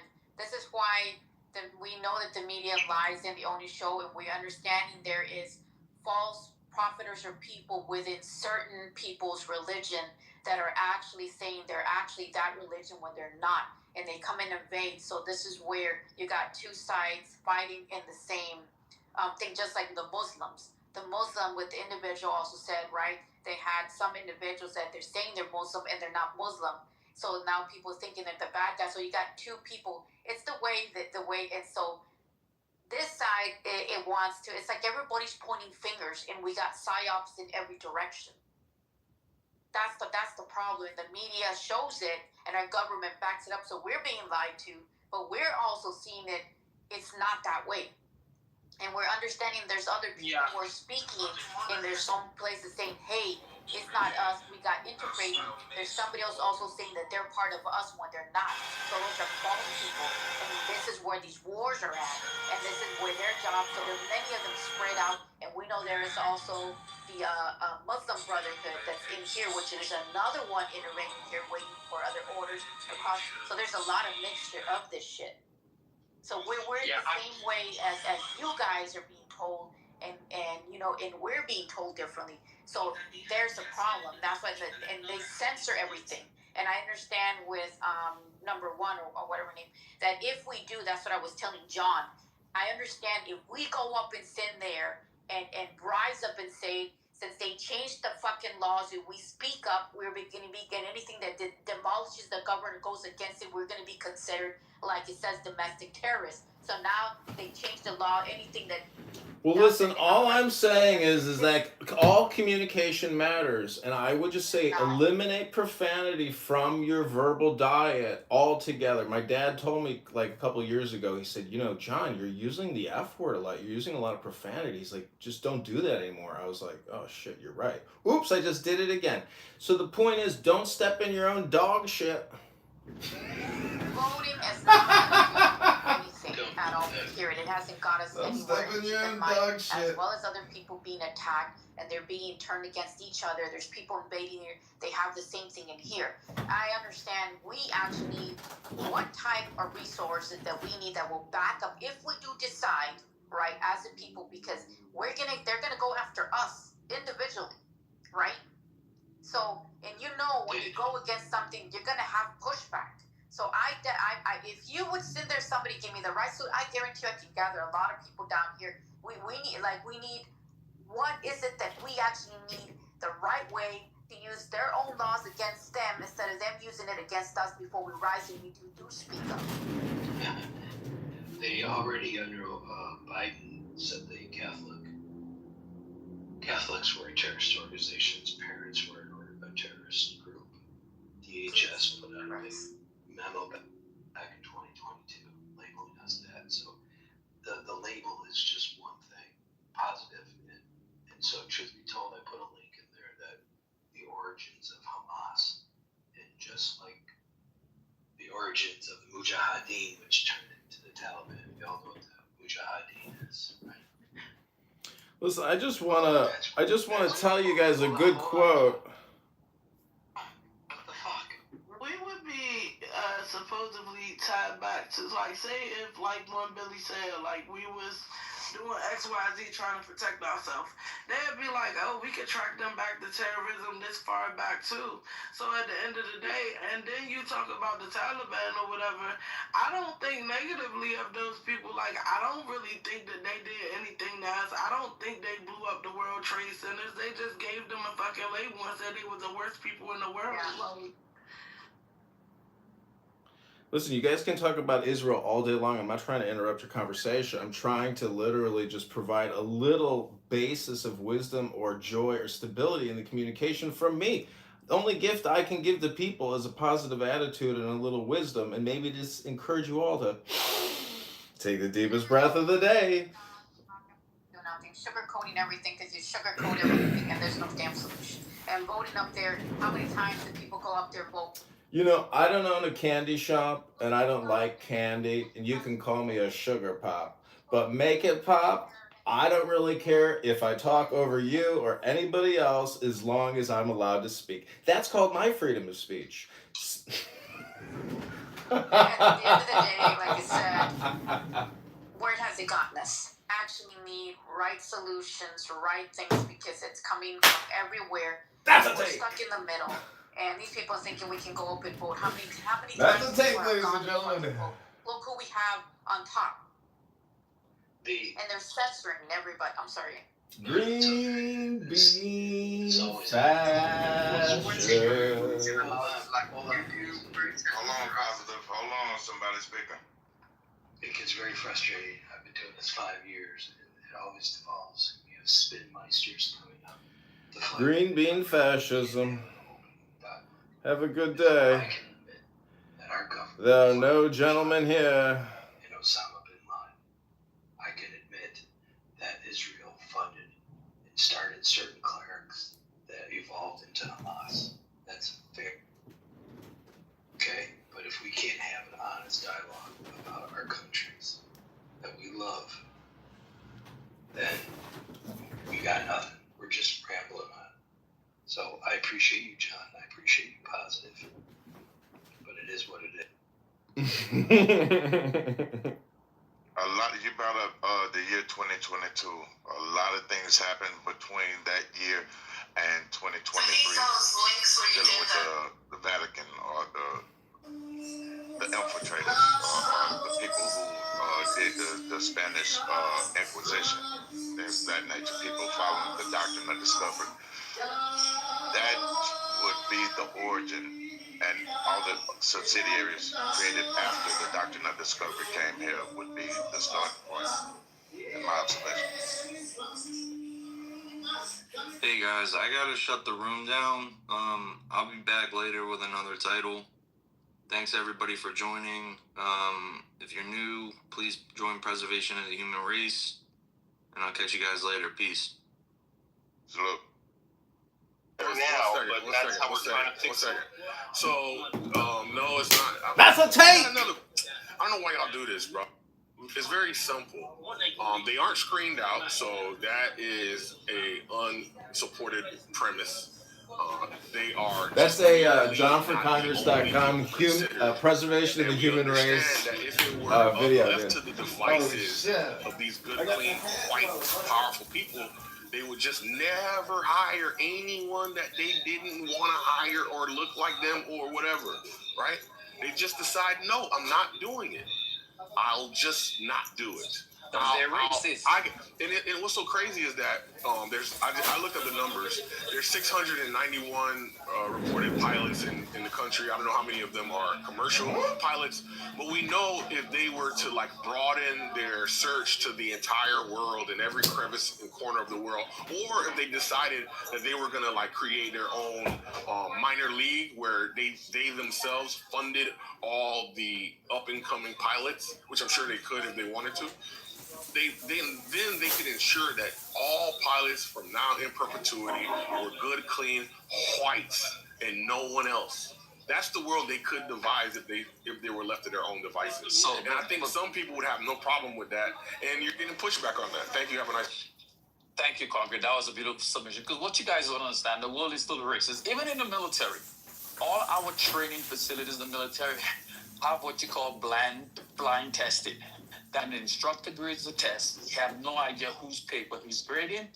He can't mark somebody down. And there's a separate entity that really collects the information from that profession and then assigns the names to the grades. So therefore, they found out that in the past, teachers who didn't like black people would fail black people just because. And y'all don't realize the fact that when we look for pilots, it's about their IQ, how smart they are. And it's not about that we're not looking for dumb black people to be pilots. We're looking for the smartest of black people to be pilots. So when you meet a black pilot, bow down, because they're actually really intelligent people. Because we went to all those schools and picked the smartest black person we could find to be pilots. And they did that during the Tuskegee Airmen, because that's why the Tuskegee Airmen had a higher passing score average than any of the white pilots during World War II, because we took the cream of the crop, blacks. But y'all somehow think that somehow if you're a black pilot, you're less qualified. But history proves otherwise. That we always put the cream of the crop. But you're not actually addressing. But you don't want to admit that. You don't want to admit that. All you want to do is to talk around it and don't admit the actual truth. And I'm giving you examples you acknowledge to back up what I'm saying. All right, you acknowledge the blind test, right? You acknowledge in the military there's a blind test where people aren't able to identify who it is, so the test may be objective. What I'm saying is, once you submit a addition to the requirement as far as anything of a survey, for you to reveal your identity, it is no longer a blind test. Do you agree? But you don't understand. What are you talking about? I'm talking about a blind test. Yeah, boy. That was an easy one right there. You didn't make any sense, Samoa. The professor will never know who's testing you. Because hold on.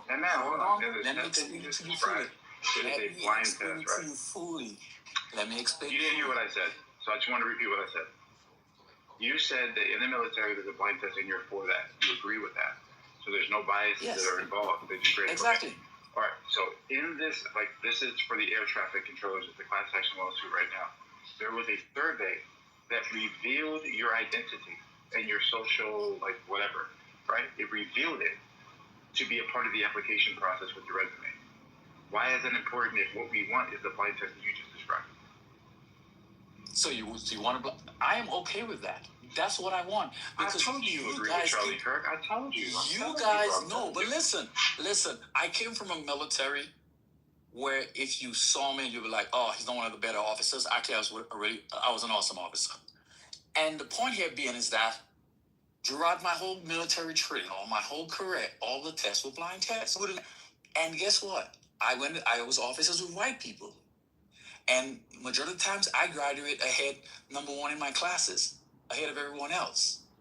So, but you would see me would you see me in an Air Force uniform and say, "Oh yeah, he's a major, he's a B class major because he's black"? Of course, racist people would do that because guess what? Racist people don't know. Hold on, racist people think they know how a process works, how a hiring and training process works, and what Charlie Cook was doing was reducing it to someone's color entirely. We're not talking about. He basically says, as a black pilot, you're less qualified. Did he say that? Did he say that black pilots are less qualified? Did he say that? Did he say that he would wonder their qualification? No, answer that question. Answer that question. You don't answer the question. You don't answer the question. Answer the question. Answer the question. Did Charlie Kirk not say that a black pilot is less qualified than a white? No. No, he Yes or didn't no? say that. No, he didn't. No, it didn't. You see, You see, did you not say guys that. looking at the semantics of what he says because you guys are booty clapping, but we all know what he meant when he said. Because guess what? He inferred that. He inferred that, and y'all are just bullshitting. Right? He did infer it, but he did infer it. He did. So you guys are not being honest, and I'm done having a conversation with y'all. All right. You guys are lying. No, because what I don't Please, let me finish. Let Samoa go. I don't have to Samoa. All right. So hold on, ASB, come on. ML just said that with the actual testing in the military, it was a blind test, so that if you are to be the top of your class, people can look at the actual testing and be like, yeah, he earned that, right? He earned that because it's a blind test. If we were to show you that there is a test that factors in identity, then you no longer can say that that's a blind test. So by your own admission, we should be able to question it because it's not a blind test. No, if it's a blind, who got time for that? Hold on, let's Hold on, ASB. Let Samoa finish, then I'm going up to Samoa. ML said throughout his career, he was had blood to defend it.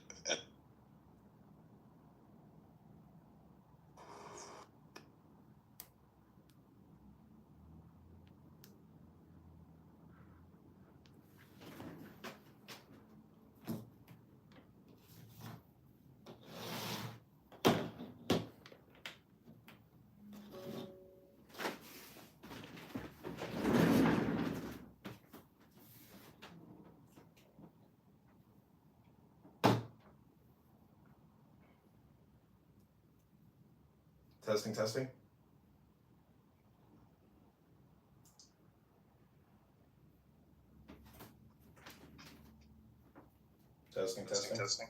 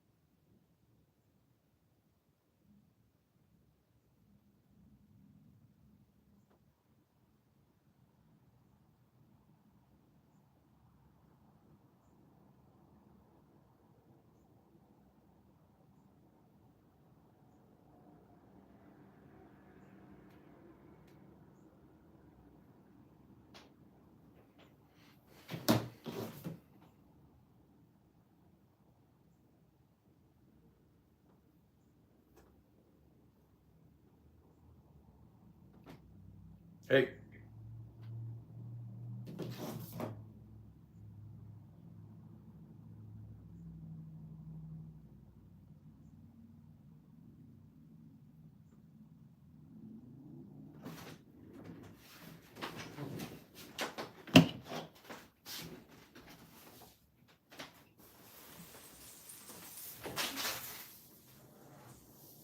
Hey, Ellie, can you hear me?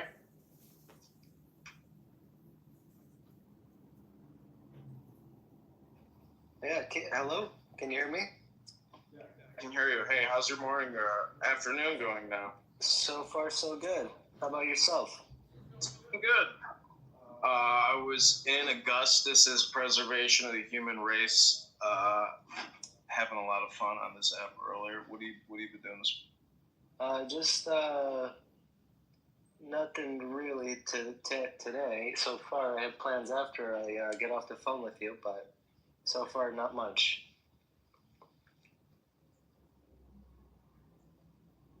So we have 300 signatures in Rockford. I invited the team lead in Rockford to come to this room. I don't know her availability. I don't know if she's working or.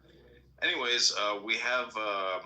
We're gonna get 200 more signatures this week, and Friday, Saturday, or Sunday, I have to drive up there and pick up the petitions. I'm not sure if I'm gonna stay because even last night my car battery died, so like I'm probably gonna have to schedule something at Firestone or rent a car to drive up there. But she's done great work. She enlisted her husband, her neighbor, and they live near a mall, so they've been able to get a lot of signatures in the evening times. And just go ahead. What city? What city was that? Rockford. Rockford. Yeah, that's what I thought. Okay, cool. So the other town to hit up is Peoria, and I mean I'm gonna go down there soon. But the Bloomington trip was a success, and people are excited to sign. And as soon as you let somebody know, hey, this is a petition to get rid of Darren LaHood, they go, give me that, and they sign right away. That's so awesome. people are very much opposed to the sound Darren LaHood. Yeah. And we'll see how it goes. There's another Republican running. I think 4 other Democrats, but October 27th is our cutoff. I'd like to get as many signatures as possible. But this is an onboarding room. Anybody who is working for the campaign to get petitions has to get dragged through Clubhouse. Some people, part of this is a filtration and a quality thing because a lot of people actually are incapable of downloading the app and actually coming into this room. And that's, basically because some people have really shitty phones. And so this is all just about filtration. But the purpose of the room is to we both introduce ourselves, and then we state 3 objectives or priorities that we think the government should have for we the people. Okay. So a quick introduction, I guess I should give, yeah? For myself? Sure, you can go. Yeah, so my name is Eli. I was born and raised in Chicago. My dad came straight from Israel, and he, when he came to this country, he opened up a couple of businesses, some of which I've worked at. One of which was, I'd say, quite large. I spent the last 4 years or so working at his restaurant in Missouri, and now I'm back in Chicago. I'm kind of new to politics, I guess you could say, and I'd like to start, I'd like to start in that, getting into politics more. Yeah, being political is really just being social. I worked for the American Jewish Committee in Los Angeles, and the whole point is to be social. So you can help de-escalate conflict, de-escalate propaganda, stuff like that. So it's all communication, and being social is being political is being social. And with that type of attitude, you can go far in life and in politics, because life is, it's all connected. So I'm pretty good at talking, I think. I'm good at communicating. I'm good with talking to people. I'm a little nervous about stepping into politics and the whole world of politics because it's like I said, it's a little new to me. But I'm excited to see what I can do, and I think I can be a force to reckon with. When it comes to getting signatures, I'm pretty sure people will like me. Yeah, I agree. And if you bring a positive vibration, and you bring flowers and you bring love, it's always returned. It's the people that bring hate and divisiveness and bad temperament and bad attitude, that those flowers of evil are returned. So, basically the system gives you, or you get from the system what you give it. I totally understand where you're coming from with that. 100%. 100% agree. So, this is my intro. I live in Chicago, 42, was in the Army National Guard from 2002 to 2006, was a sergeant, and an 01, a second lieutenant, did infantry and intelligence. I've worked in digital marketing, communications, media buying for 15 years, and then I worked in federal facilities management for 5 years. And now I'm running for Congress, and I think, we have a 1 in 10 chance of winning, and I'm happy with just a 10% odds on this investment. I don't expect to invest more than a couple thousand personally into this campaign. We've raised 600, but Clubhouse can be a great place to do fundraising because we got $600 to already prove those numbers. So if you want this job of gathering petitions, part of it, hopefully, you'll do fundraising on this app or hold content creation rooms and discuss topics like Israel and Palestine. You may want to create another burner account if you don't want to use your legal name or your picture and all that stuff. Anonymity, I would say, is on your side of the equation. So it's up to you, but I would love it if you want to do that. You don't have to do it because the truth is it does need signatures. That does sound good. Yeah. So there's a lot of ways you can play this because if you can fundraise, that means, now you're a super campaigner and, everything gets paid for. So, but that's, my introduction. That's my background. That's the operations. And my 3 priorities. Oh, do you want to tell us your 3 priorities if you were the president of the United States? I did not say that. Yeah. Well, first, to speak on the thing you were just talking about, yes, I would absolutely be down to host rooms and speak, and I think that I can be very. I think I can make those rooms pretty big. I have a good feeling about it. I've never done it before, but I do have confidence in my ability to do that. As far as if I were president and what 3 things do I want to accomplish in this country, let me see. I mean, I feel like I want to give that a little bit of thought before I jump to a response. There are a couple of things that I find very important.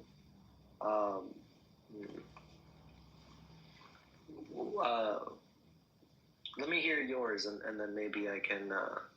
It'll help me with my answer here. Number 1 priority is to lower your personal debt, then to lower your public debt per capita at the state and federal levels, lower your property taxes, lower your income taxes, and stop borrowing and spending and giving you more taxes by giving Fortune 500 tax credits through the Big Beautiful Bill. Those would be my 3 priorities if I was a fiscally minded conservative and want to bring before the Congress a balanced budget act. Makes a lot of sense.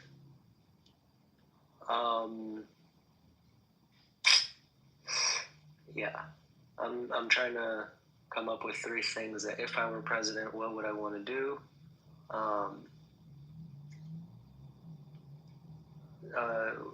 First, I think, we should have strong foreign relations.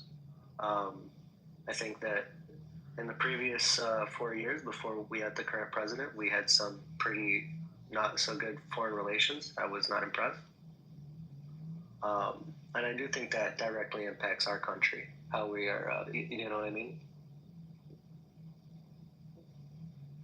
In addition to that, I would say, yeah, I mean, having more money in the pockets of Americans, I guess, is a priority for me. It's something that makes a lot of sense. And I do think that each and every individual has the capability of doing that.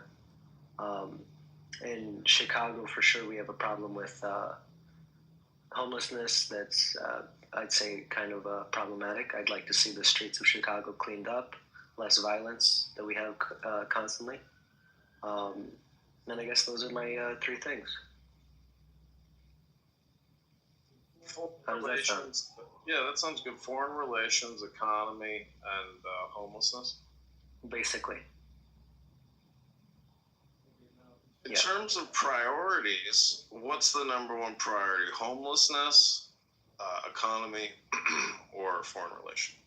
Probably economy. Because a good economy will solve the other 2. But yeah, there's a very high potential for that to be true, yes. Yeah. You know, one of my favorite equations in physics was for velocity, distance over time. Yeah. And how you can rearrange 3 variables to find out any other variable. So, yeah, I wish you well in Clubhouse. You know, there's a lot of rooms that go on, and you can click that link above. That's the link to the campaign fundraiser. And if you go into any rooms and you have a debate, you can put in your profile that, you know, you are a campaign organizer for candidate John Kitover.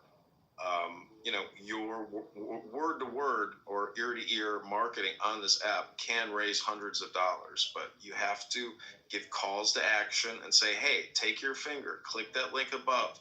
You can pay via Apple Pay. You can pay with credit card. You know, walk people through it via communication with your words, and it will go far.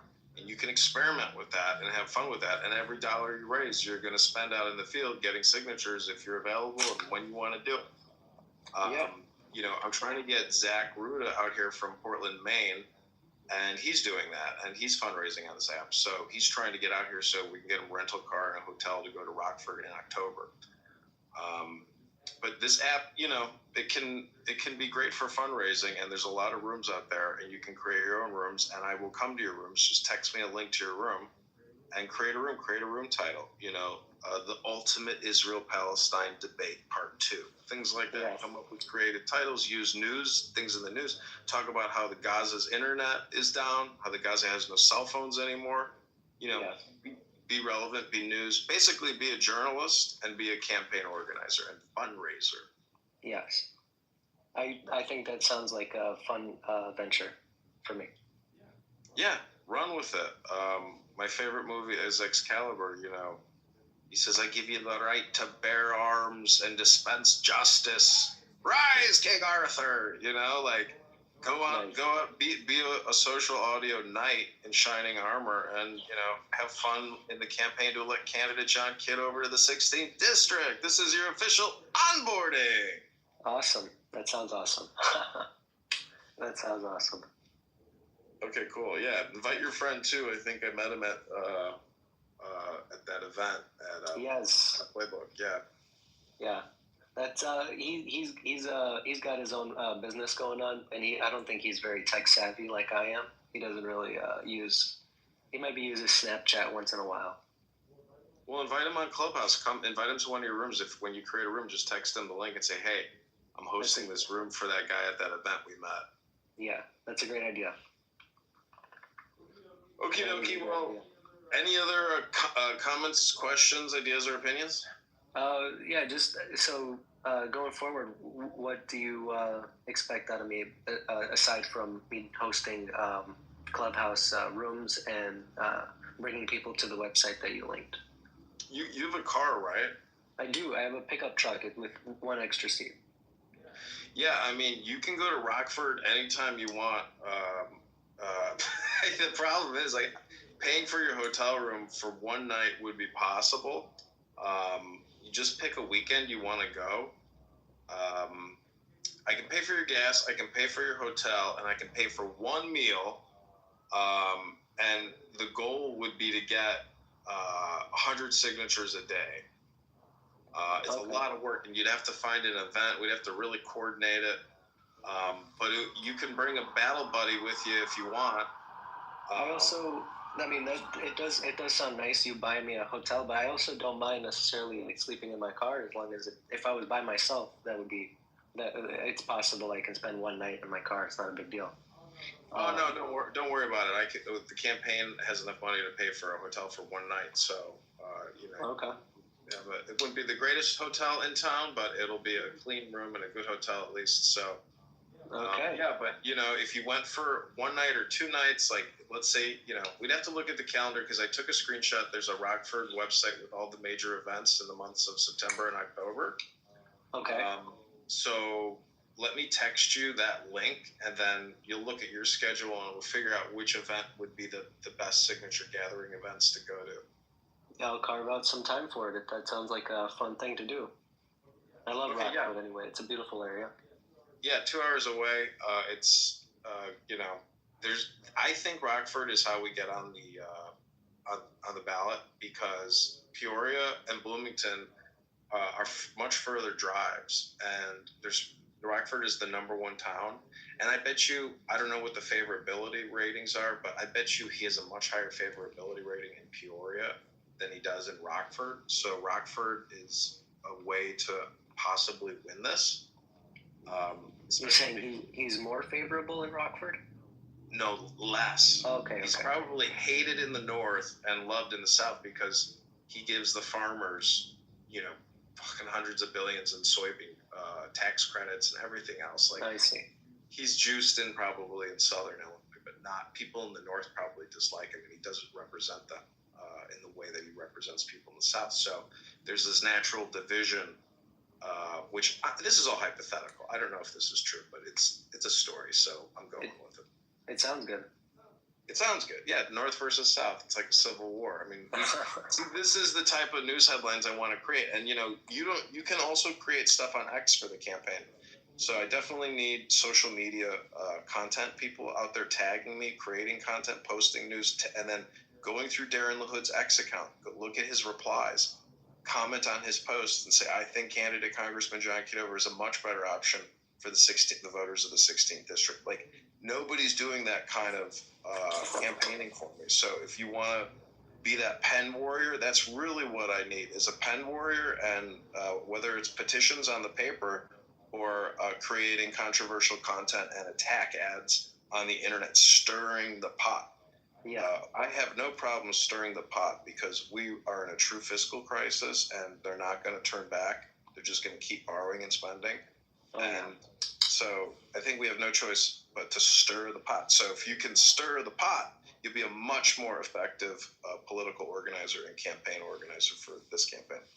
That sounds like that sounds very good. That sounds like something I would need to work towards a little bit by just getting started at least with Clubhouse and I'll need to make that. I might want to make that how did you put it for a different account? You can be anonymous and use a pen name. Yeah, it's called a nom de plume. Name of the pen. Like, you don't have to use your legal name. You can use an alias account. So if I had one of those, I'd be much more confident in my I'd have a farther reach. I think I could make it happen. Yeah, I do have a burner phone, and I can set one up for you, and it'll be like your official, campaign cell phone. That would be fine. I would totally be down to do that with you.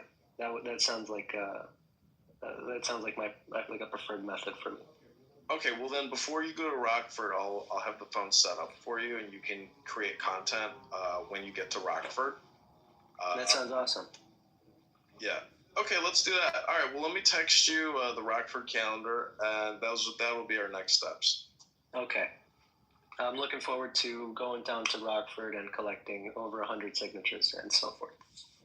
Okay, sounds good. We said 100. We said 100 signatures per day. 100 a day At least. would be fantastic. Yeah. All right. It would be a miracle. 100 a day is a great number. I will look forward to it. That sounds like okay. Fun. Okay, sounds good. Talk to you soon. All right. Bye. Okay, bye.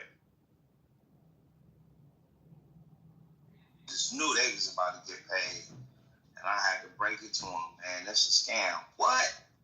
And I pulled that shit up on the computer, man. He was sick, but he still believed he was borrowing money from everybody to send me to help these people. Yeah. Well, no, I'm not saying intuitively. I'm not talking about intuitively. Oh, you mean what? Morally? Because I still think that's the same thing, right? I think that'd be morally not okay to do that. Legally, I mean, we don't really. I don't know that that's been addressed. But yeah, I mean, morally. So what's the tipping point to say? Okay, I got a computer on my. If I go and grab all the components and I make a computer, I can get a hammer and smash it, right? And I didn't do anything wrong. But there's something where you say there's a transition point when something's imbued upon that I can no longer, upon the very thing that I created, that I can't smash anymore. So what is that transition point? Yeah. Well, just to be clear, when I was bringing up that example with concrete, I actually am not of the opinion that something that we can create some sentient. I mean, I'm not persuaded this is true, that we can create a sentient AI being. I think sentience has to do with God, ensouling a human. So I don't think that that's a barrier that we can cross, but a lot of other people do. So I was just trying to appeal to that to see how concrete would deal with that example. Just to be clear, he bypassed it entirely. He's like, I'm not going to deal with that. That's too gross. I don't let such nasty things enter my mind. Like, shut the fish up. My thought process though is we do have, as a believer, more specifically, that God does have the ability to do with His creation whatever He wants. Now, an atheist may not, somebody else may not, but we. Yeah, but that's through special revelation, right? And through reasoning about who God is. But that's not from just some intuition that you have right out the gate, right? I mean. Sorry, Z. I had a day job, but this was like supplemental income, so I was getting to it. What are you doing, Boo Boo? You're always doing this stupid ass shit. What are you doing, Boo Boo? What'd you say? I said, what are you doing, Boo Boo? I'm campaigning over here. I'm running for Congress. No, you're not. I am. I just had an onboarding session with a young man who is going to go get 100 signatures a day and create content online. Are you dead ass? You're running for Congress? I'm dead ass like that ass. No, be honest. Yeah, I've seen your bikini photos. Wow, a supermodel. A glamour model. The most beautiful woman on Clown House. You get the Clubhouse Queen Award, baby. You're such a liar. You're not Dynamite! be fucking for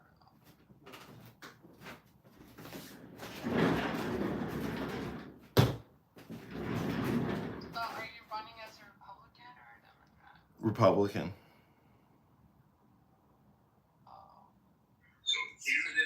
This is for the air traffic controllers in the context. Yeah. Say, on On Jesus' name. Jesus' name, amen. Say, on Jesus' name, I'm running for Congress. On Jesus' name, I'm running for Congress. Hallelujah. Amen. You're not religious. I can't take you seriously. Amen. Listen, this is your Declaration of Independence. The times, places, and manner of holding elections for senators and representatives shall be prescribed in each state by the legislature that Wait, I have a question. If you're running for Congress, what is the process of running for Congress? How does it work? You file with the Federal Election Commission on their website. That's it. That's your. File with the Federal Election Commission? How does that work? It's a website. It's you just declare that you're running, and you have to submit a financial disclosure, and you have to submit campaign fundraising disclosures, And then you have to get media, and you have to get people to sign petitions and get the minimum number of You need a financial disclosure of what? your assets. What if you don't have any assets? Well, then there's nothing to declare. You just declare nothing.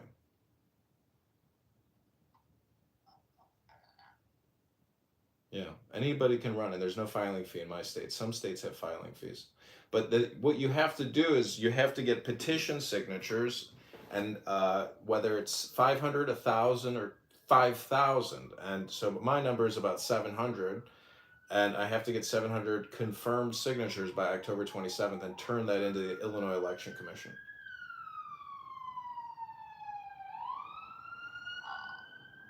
Mm-hmm. So why don't you get the signature yourself? I am. I have been getting signatures myself. That would be better instead of onboarding somebody to do it. Well, I need agents to go out there and help me gather signatures, and that's what I've been doing. I've been using Clubhouse to onboard people as the conference call platform, and creating content. Can you onboard me? Well, where do you live?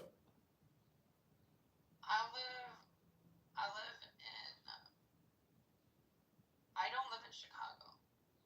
Well, you just have to be able to get to Rockford, Peoria, Bloomington. You know, those 3 cities have almost 450,000 people, so. Well, I can't get there. Well, then, baby, I can't onboard you. All I can do is sit here and chat with you and tell you how pretty you are, boo-boo. No. You're the prettiest girl on Clubhouse, boo-boo. Can I work for you then? When you become president, or not president, when you become congressman. Hello, John? John? John? John?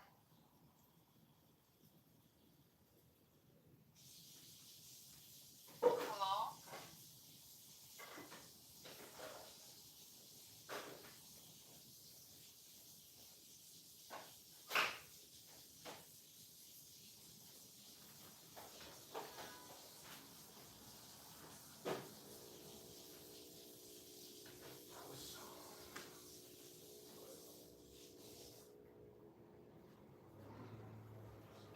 John?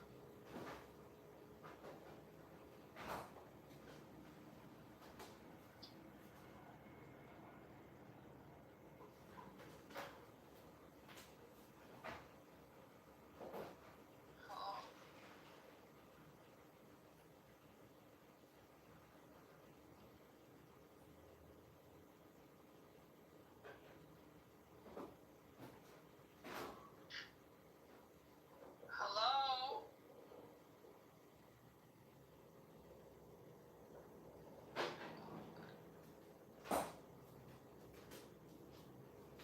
John?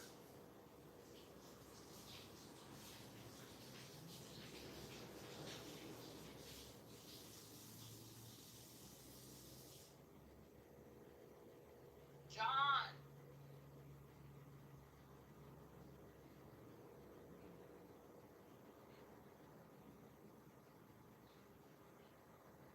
So in this, this is for the air traffic controllers in the context of two right now. There was a survey that revealed your identity and your social, whatever, right? It revealed it to be a part of the application process with your resume. Why isn't it important if what we want is the place that you describe? So you want to go? I am okay with that. That's what I want. I told you guys. Charlie Kirk, I told you. You guys, no, but listen. I came from the military where if you saw me, you were like, oh, it's one of the better officers. Actually, I was working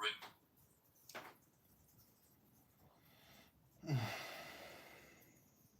Years, the dawn. Quiet today. I'm surprised. That is correct. Hello, Kitover. How are the signatures going? It's going good. We're gonna get another 200 signatures this week, and then take a little pause, and then start up again next week. How many signatures do you need? We need about 700. Okay. We're at 330. So how? Not really, because a lot of those signatures are bad, I'm sure. So we have to try to get to like 1,000 to, have a margin of error, because they're going to challenge every signature.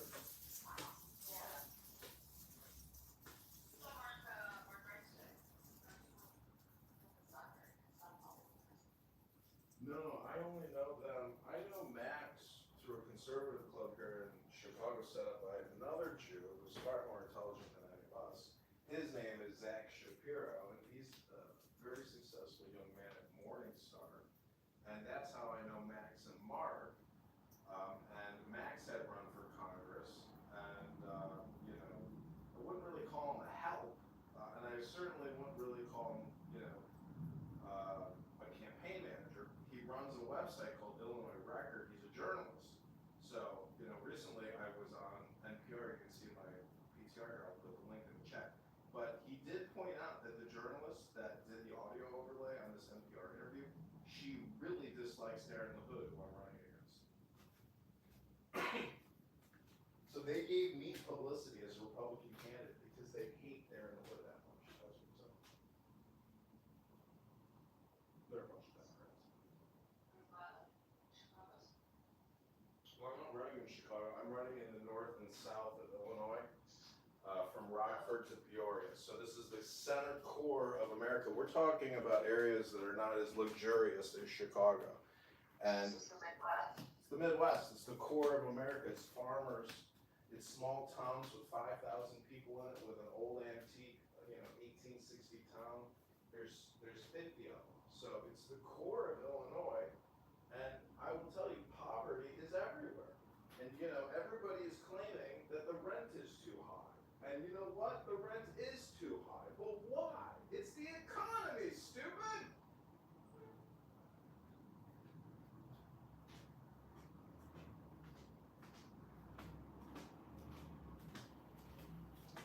The Yemenis just launched another missile. It was intercepted. Alarms were set in many places in Israel. I got the notification on my phone. I mean, where are the rock or the missiles? What did it say, Daniel? What's It said, bling, bling, bling, bling. Is it in Jerusalem?